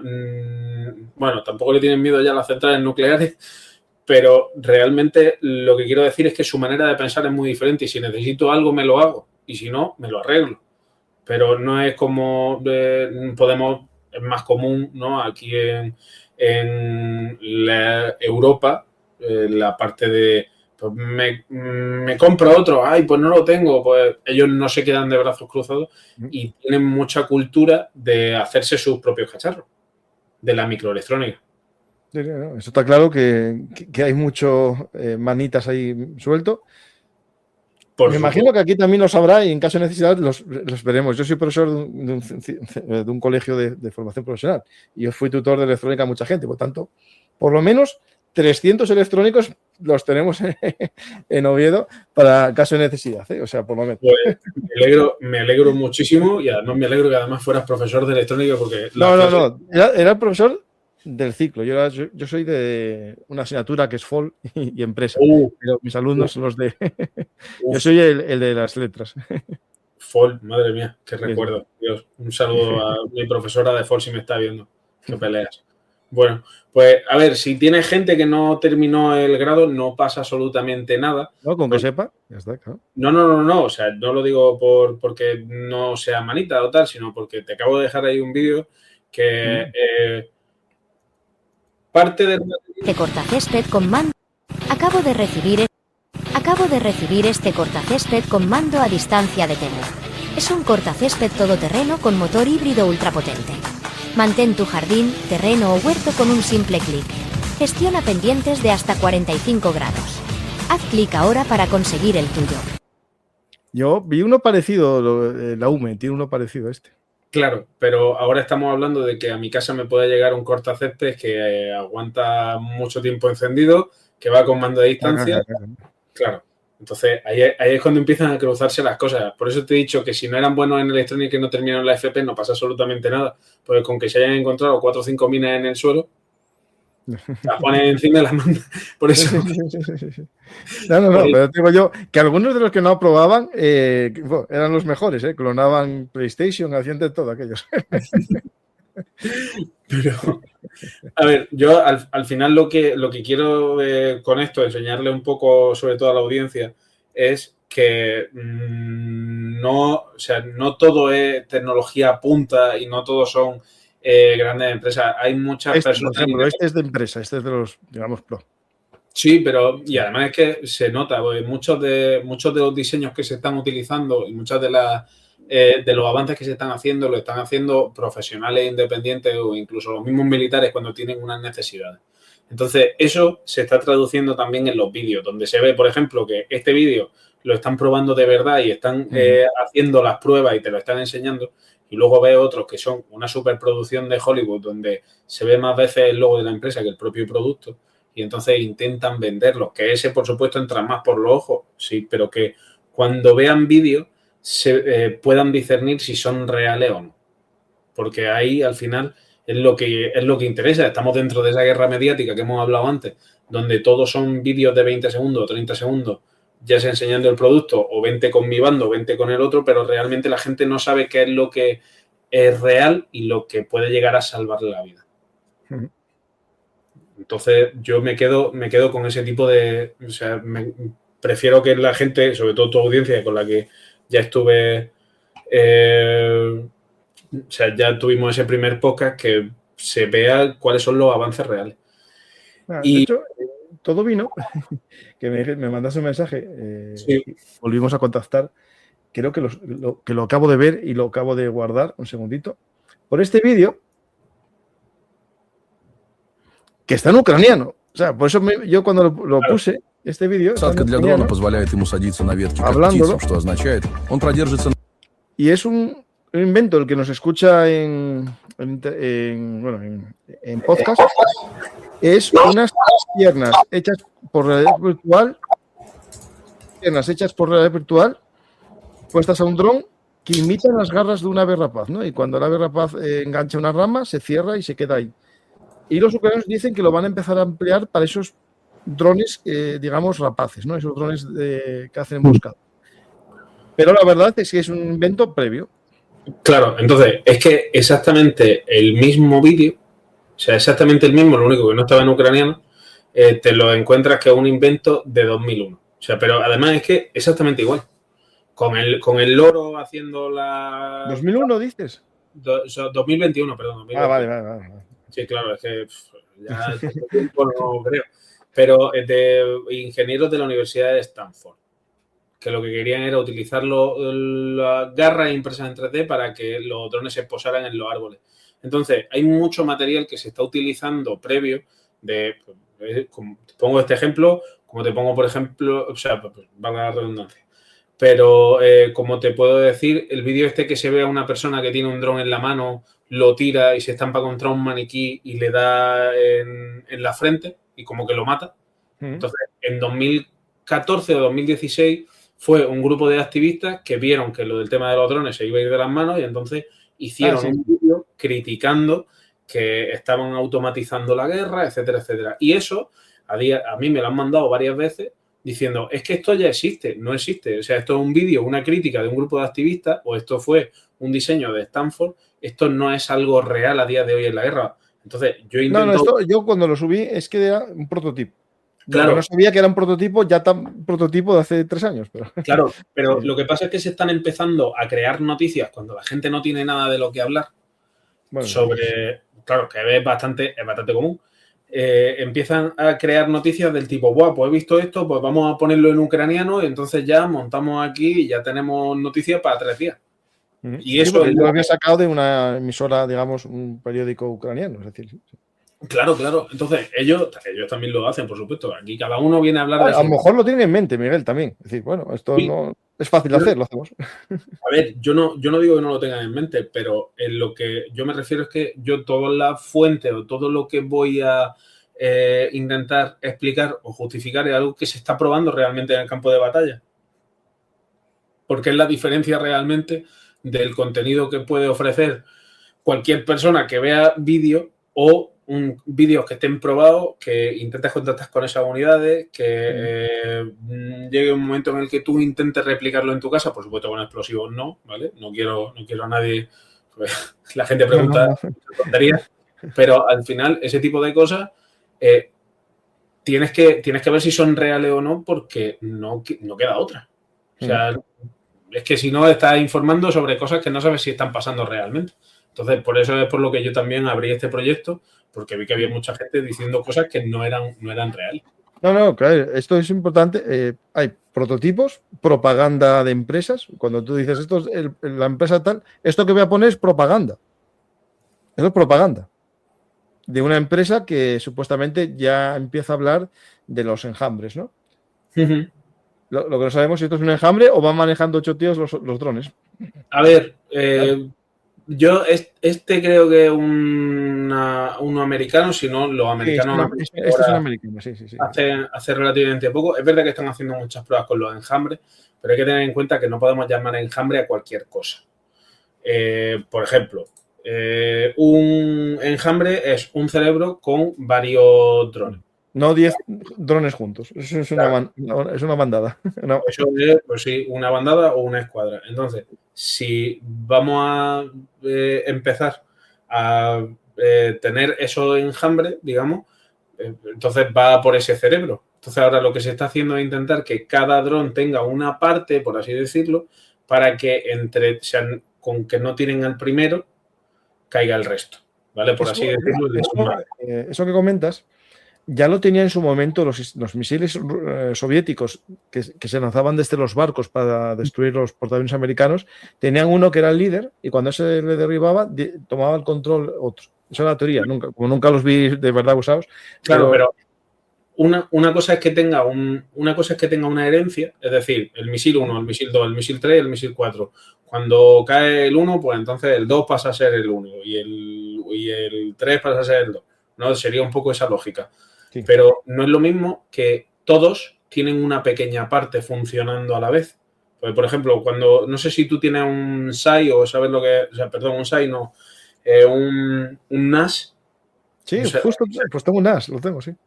Pues, claro. Lo que no sé, Miguel, si está bien configurado. Me sirve de copia de seguridad y de disco duro virtual, pero sí. Pues los NAS, por ejemplo, cuando tienes varios discos duros y uno se te fastidia, entonces hay una opción de que te lo pasa todo para el otro, no sé cómo lo hace, sí.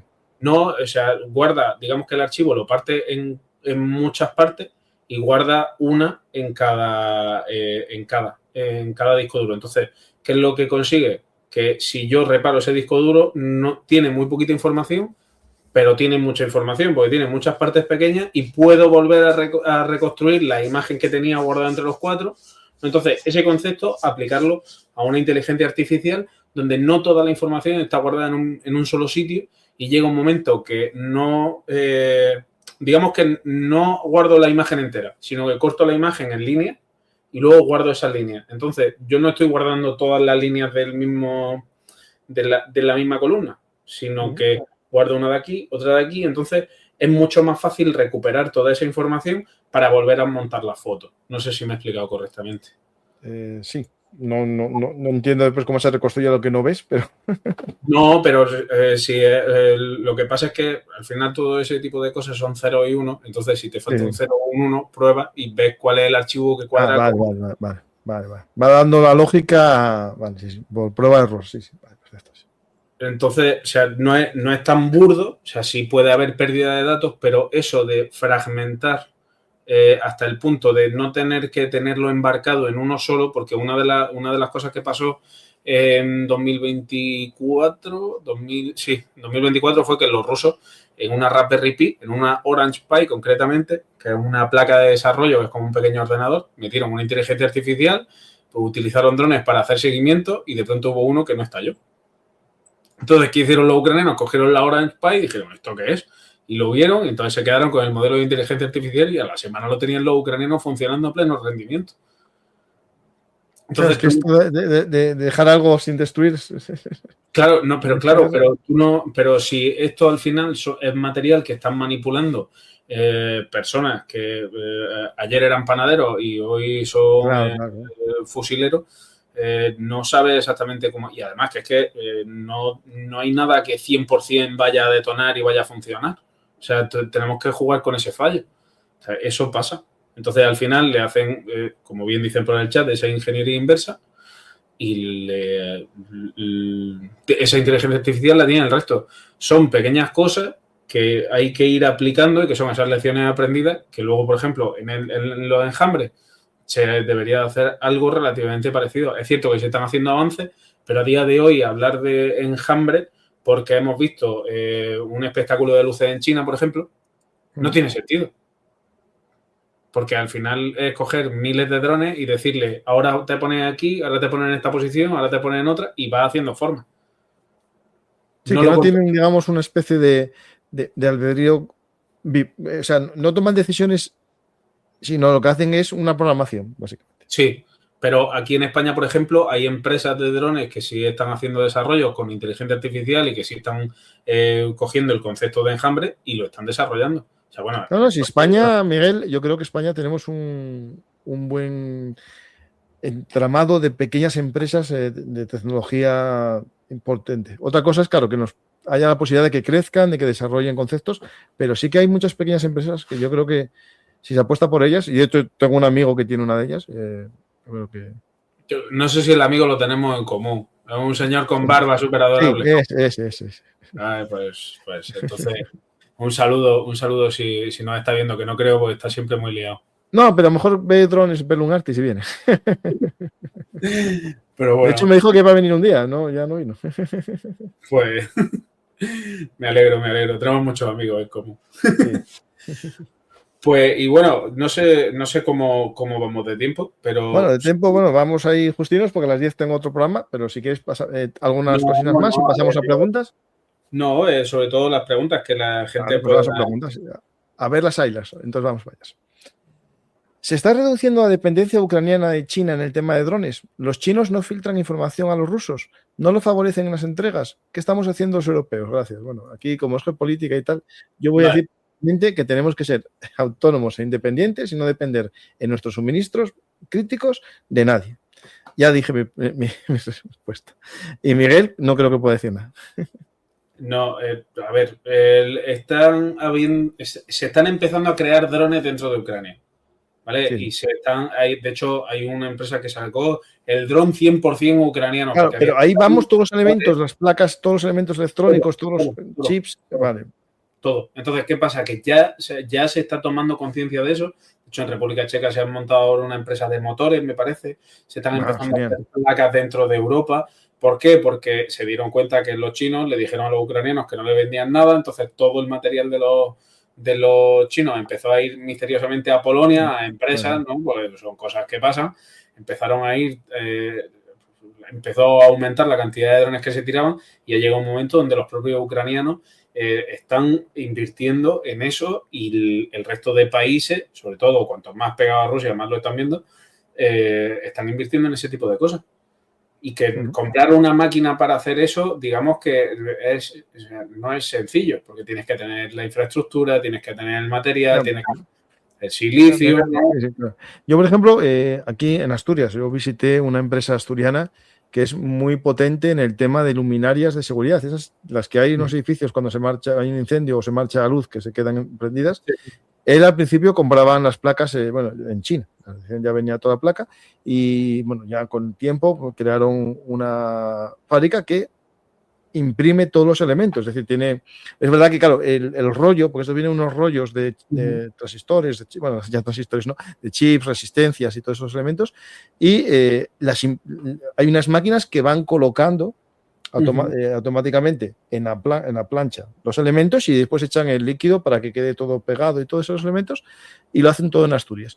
Por lo tanto, si eso se puede hacer para lámparas de seguridad, se puede hacer para muchas más cosas. Otra cosa es que alguien diga que esto es más caro, nos sale 10 céntimos más caro el elemento y preferimos comprarlo a otro país. Pero yo creo que... El problema ahí es que la lámpara al final no deja de ser resistencia y no dejan de ser... Sí, es sencillito, sí. Claro, pero aquí estamos hablando de que tiene un chip. Claro. Tiene un CPU. Entonces, No, habrá que hacer una fábrica de chips. Claro, tienes la fábrica de chips. Ahora, Claro, ¿qué te renta más? ¿Hacer chips para drones o hacer chips para teléfonos? Entonces, ahí, si quieres tener toda la cadena, porque a Ucrania le ha pasado que quiere más drones que teléfonos, seguro, me la juego. Porque para ellos en este momento es vital. Ahora, esa cadena seguramente no pare cuando termine la guerra. O sea, empezarán a vender drones a diestro y siniestro a todo el mundo sin preguntar. Va a ser como la caída del muro, pero la versión de los drones. O sea, van a aparecer drones, bueno, como ahora, en Tailandia, en el Sahel, en Sudáfrica, en todo el mundo, en el Congo. Entonces, respecto a qué está haciendo Europa, Europa se está poniendo las pilas, pero todo lo que le deja la geopolítica. Y como ese campo no es el mío, pues entonces que explique Francisco un poco al final. Yo creo que el que quiera leer un montón convulso, claves geopolíticas, os lo cuento aquí. Y en muchos programas que tenéis ahí también. E incluso en conferencias que voy a dar en Gijón en marzo, voy a empezar un ciclo de 4 conferencias, una al mes, en Gijón. Por tanto, ahí estar atentos. Pues vamos a más preguntas. ¿Qué armas se usan para derribarlos? Bueno, eso está todo explicado ya. ¿Existe la tecnología que haga que los drones esquiven obstáculos por sí solos hasta llegar a su objetivo? Sí. Eso sí, a ver, sí y no. Bueno, sí en escenarios fáciles. Sí, en escenarios fáciles y de hecho hay algunos drones civiles que sorprende bastante que los obstáculos que pueden llegar a esquivar, como ramas sueltas de árbol muy finas, que son los de la marca Skydio, pero no hay nada 100%. Es decir, algo que vaya rápido como lo está haciendo un humano actualmente para poder entrar por una puerta, por una ventana y demás, no hay nada que esté desarrollado y que vaya de manera totalmente autónoma. O sea, sí existe que además los drones estos DJI que me hagan un seguimiento y cuando paso cerca de algún obstáculo que automáticamente con sensores en los laterales sepa que está a 2 metros, a 3 metros, a 1 metro y poco a poco se vaya alejando el propio dron. Eso sí. Bueno, en teoría, sí, yo tengo el DJI, en teoría, bueno, ya lo intenté pilotar, bueno, cuando empecé en el garaje empezaba a pitar para todos lados y supuestamente cuando estaba cerca se tenía que dejar para el otro lado. Claro, pero tú puedes activar los sensores, desactivar los sensores y eso al final se puede convertir en un dolor de cabeza más que en una solución. Sí. ¿Los drones que usa Rusia tienen componentes occidentales? ¿Cuáles? ¿Rusia produce en su territorio sus drones? ¿Se sabe dónde? Bueno, sí, los Shahed se sabe dónde. Los Shahed, sí, de hecho hay un vídeo de la fábrica de los Shahed, sí. Pero hay varios. Pero el problema viene cuando de pronto te encuentras una tarjeta Nvidia dentro de un Shahed. No, es que eso mismo hoy salió una noticia. La iba a guardar y no la guardé. Claro, la cantidad de componentes que tiene, sí. Pero es que, pero igual que a Ucrania le están llegando componentes de China, aunque China... Claro, hay un mercado negro. Pero no, ni mercado negro ni mercado blanco, que yo soy una persona que apoyo a Ucrania y de pronto compro componentes y los mando para allá. Entonces, con los rusos pasa exactamente lo mismo. ¿Qué hago? ¿No vendo tarjeta gráfica a la gente? Pero, Miguel, esa persona estaría incumpliendo una ley. Bueno, el que lo mande a Ucrania no, el que lo manda a Rusia. Claro, pero es que a la gente que apoya a Rusia le da exactamente igual. A ver, las leyes creo que terminan cuando empiezan los tiros. Entonces, en ese sentido, al final, la guerra, si Rusia quiere, tiene los medios necesarios. Y sabe hacerlo, Miguel. Sabe hacerlo porque la mafia siempre funcionó bien y por tanto es la misma ruta. Es decir, eso yo no tengo dudas ninguna que eso llega a través de intermediarios, se va encareciendo el precio y ya está.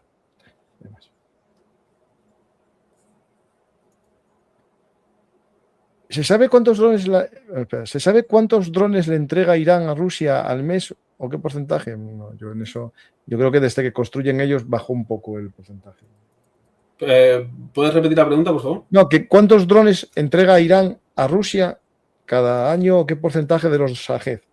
Desconozco cuánto entrega Irán, pero sí es verdad que el ataque con Shahed ha aumentado drásticamente y sobre todo desde que pusieron las fábricas, por supuesto.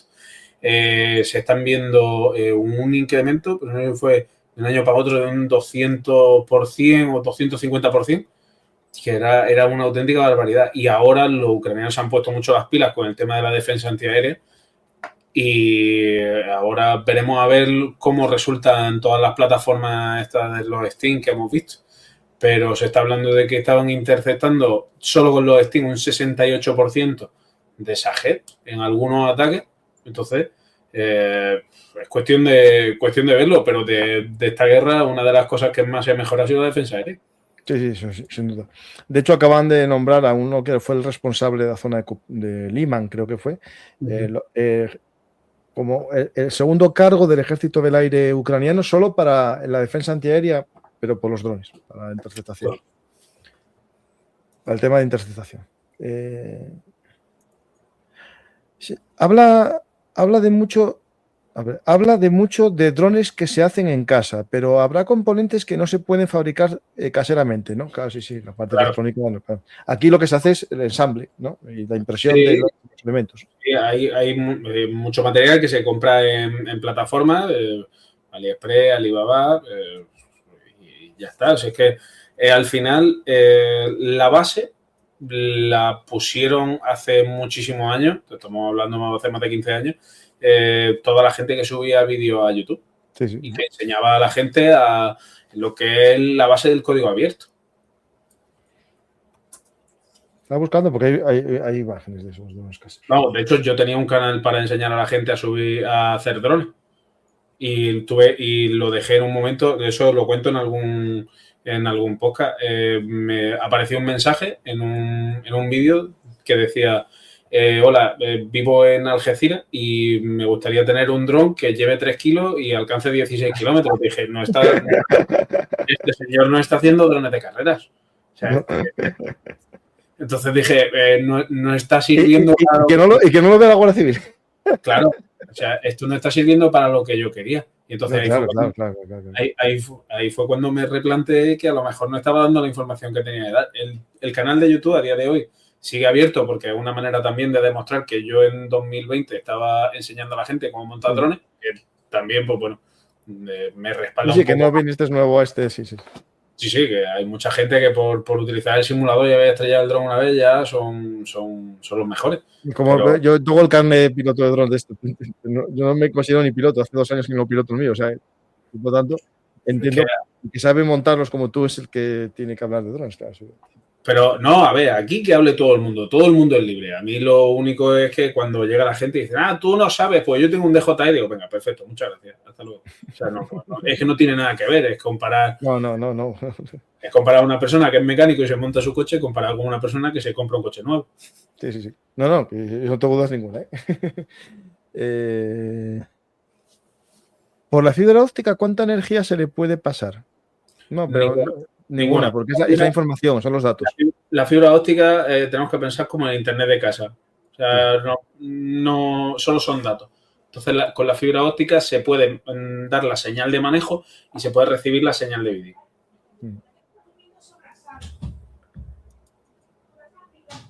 La penetración de drones DJI de observación de corto alcance es igual en Ucrania que el mercado civil global. Esto no lo entiendo muy bien. ¿Puedes repetir, por favor? Es que no entiendo la pregunta. No creo. La penetración de drones DJI de observación de corto alcance es igual en Ucrania que el mercado civil global.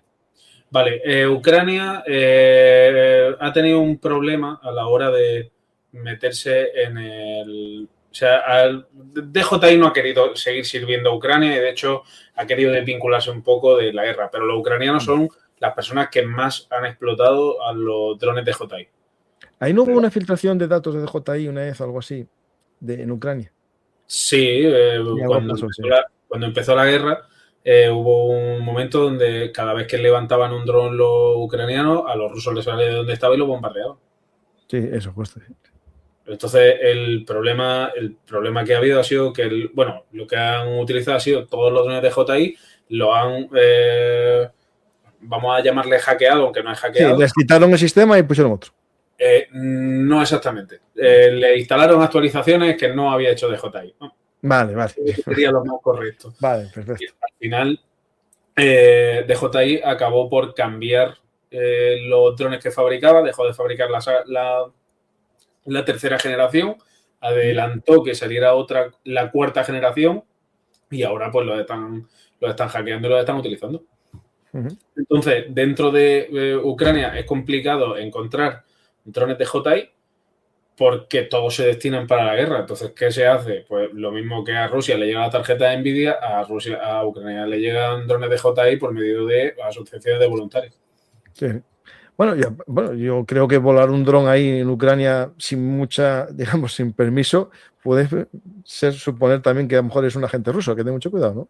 Sí, pero que yo creo que te podría decir que volar un dron en Ucrania fuera de, o sea, en una ciudad, te puedes buscar un jaleo No, por eso. Sí. al nivel de sacar una pistola delante de una comisaría. Igual. No, es que, claro, es lo mismo. ¿Por qué no se ven para suministro drones de la serie Agras de DJI? Que ya les hay que pueden llevar hasta 100 kilos de carta de pago.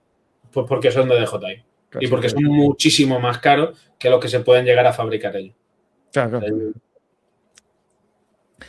¿Qué pasa con las patentes de los nuevos inventos utilizados en un conflicto cuando es copiado por el enemigo? ¿Se puede demandar cuando acabe la guerra? Bueno, hay que entender que primero, yo no creo que patente la mayor parte de los inventos que hacen caseros esta gente.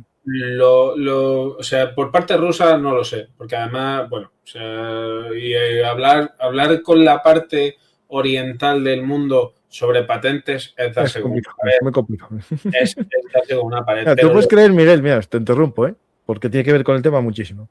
Yo subo shorts y pongo a veces música, ¿no? Hay una de Silence, Song of Silence, que hay una versión disco muy moderna que tiene muchos vídeos de cosas militares, la ponen, ¿no?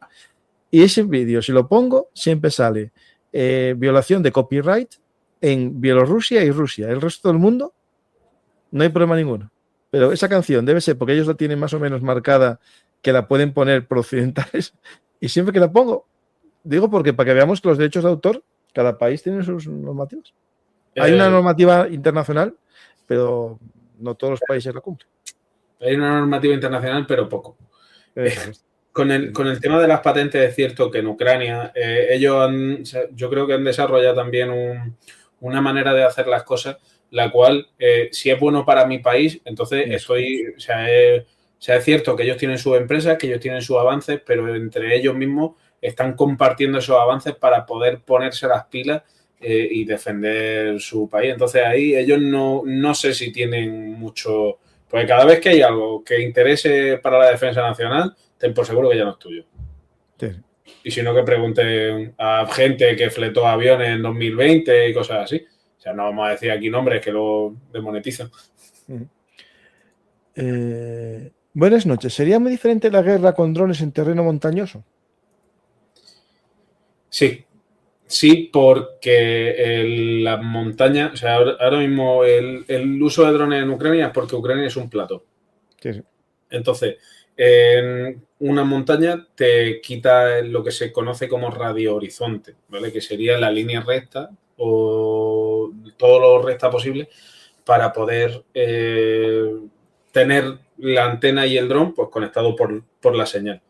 Entonces, si a eso le sumamos que las montañas, por ejemplo, estén mineralizadas, que parece una tontería, pero ya afecta, las nubes se quedan, por así decirlo, pegadas a las montañas, lo cual también afectaría a la onda. Hay más cosas. Entonces, al final, sumamos los obstáculos físicos, los obstáculos geográficos, cambiaría completamente la película. Vamos, es que tendrías que llenar el cielo, por así decirlo, de repetidores. O sea, tú tendrías, para pasar un pico, para pasar una cresta, ¿no? Pues tendrías que poner un repetidor para poder lanzar un dron. Que no es como Ucrania, que el repetidor es realmente por la distancia, que es por la longitud, pero en un terreno montañoso sería bastante diferente. O sea, que Asturias va a seguir siendo una fortaleza. No, siempre. O sea, Pelayo la ha cogido por los drones, lo sabemos. Sí. Aquí, qué tranquilo estoy aquí.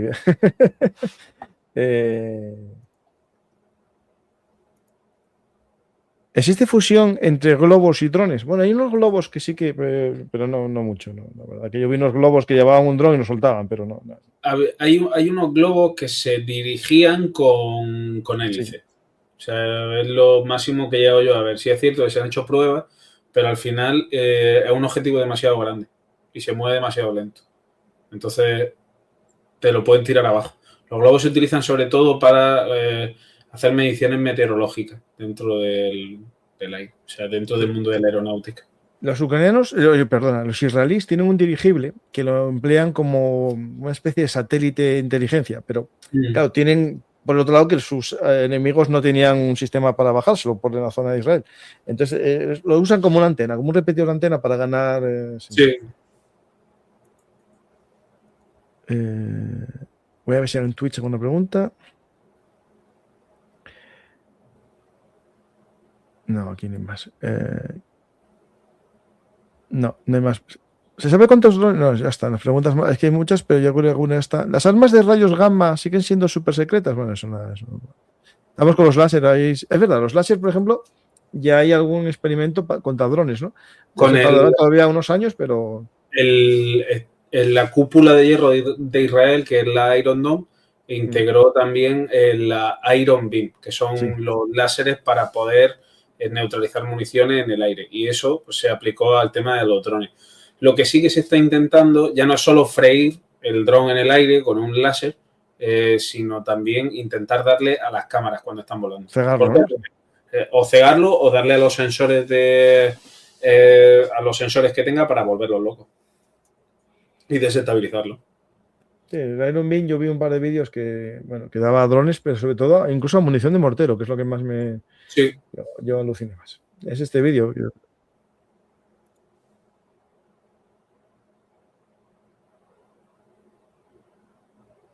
Un poco lo que es. Y ya vimos incluso, yo creo que hay un Striker que pusieron un láser también para hacer un poco como defensa de una unidad blindada. Sí, hay varios. Y de hecho, el Inglaterra tenía un proyecto que era el Dragón. No hay más. Bien. Sí. No sé, yo creo que es algo que tiene que haber en el futuro, pero el problema es la fuente de alimentación. Sí. Generar tanta electricidad y además en un contenedor de barco lo convierte en un objetivo bastante rentable. Por ejemplo, en un barco lo veo bastante factible. En los barcos, que exista ese sistema, lo veo muy factible porque ya tienen sus propios generadores eléctricos, sitio para acumular las baterías y tal. Ahí lo veo bien. Pero con el tamaño de un generador de barco, o sea con el tamaño de un contenedor de barco, ponerlo encima de un camión que tenga que ir por mitad de un terreno puede ser complicado. Yo no lo veo. Para instalaciones sí. Un segundito, porque esto que estoy viendo aquí, un segundo, porque esto ya sabes que todo esto de X y todo, escuchan lo que hablamos, casi yo tengo claro. Y mira, fíjate, esto es de los turcos, ¿eh? La cantidad de antenas que tienen todos los vehículos ya, ¿no? En parte es por esto, en parte es por los IED, ¿no? Pero está todo... Claro, pero eso al final, cada antena se dedica a un tipo de banda y entonces es lo que detecta o inhibe, depende de si son inhibidores o son detectores al final. Pues Miguel, muchas gracias por este programa. Espero que vuelvas en breve. No vamos a tratar tanto como la otra vez. O te busco yo o vienes tú, porque vamos a tener muchas noticias de la guerra drónica, ¿no? Y invito a la gente a leer Zumbidos de Guerra, que está en tu página web, que es Zumbidos de Guerra, ¿no? Sí, zumbidosdeguerra.com. Está fácil. Pues un poco si quieres animarlos a que lo lean. Pues al final ha sido un proyecto personal que me ha ayudado a adquirir más material para poder seguir practicando y me ha ayudado también pues a divulgar un poco sobre este tema desde un punto de vista más técnico y no, o sea, juntando lo técnico con lo bélico, porque al final se me junta la pasión de los drones con mi trabajo. pues yo soy militar profesional al final. Entonces, pues bueno, agradecerte tanto a ti como a tu audiencia que me hayáis acogido aquí, porque vuelvo a repetir que fue el primer podcast al que vine, fue el que desencadenó todo lo que hay ahora. Entonces, digamos que ha crecido bastante, tanto en seguidores como en personas que me han contactado, etcétera, etcétera. Entonces, eso, gran parte de ello os lo debo a vosotros. Con vosotros me refiero a ti y a tu audiencia. Y ya está, y espero poder volver, y si algún día pues hay algún tema concreto sobre drones, no dudes que yo encantado de la vida, ¿no? Pues muchas gracias, Miguel. Y antes de marchar, noticia calentita. Witkoff está llegando a Moscú tras Davos. La posible noticia que dio ayer Trump de que estaba más cerca la paz si los dos no eran tontos, y si no la querían es que eran tontos, dijo así Trump. Parece que se está moviendo. De hecho, también se habla de Zelensky en Berlín. Pues vamos a ver qué está pasando. Vamos a ver, estar atentos, pero no es la primera vez que pasa esto. Pero bueno, esta es la noticia. No, pero estamos cerca del cuarto aniversario ya. Así que sí, por eso es que es mucho para los dos bandos. Pues muchas gracias a todos, Miguel, gracias, y gracias a todos los que estéis aquí. Espero que os haya gustado el programa, y si es así, ya sabéis, dar a me gusta, dejar un comentario, compartir, y también, como no, haceros con el libro Un mundo convulso, claves geopolíticas para el siglo XXI, y ayudar al canal dando a me gusta, dejando comentarios, suscribiéndose y, sobre todo, dejando comentarios, muy importante los comentarios.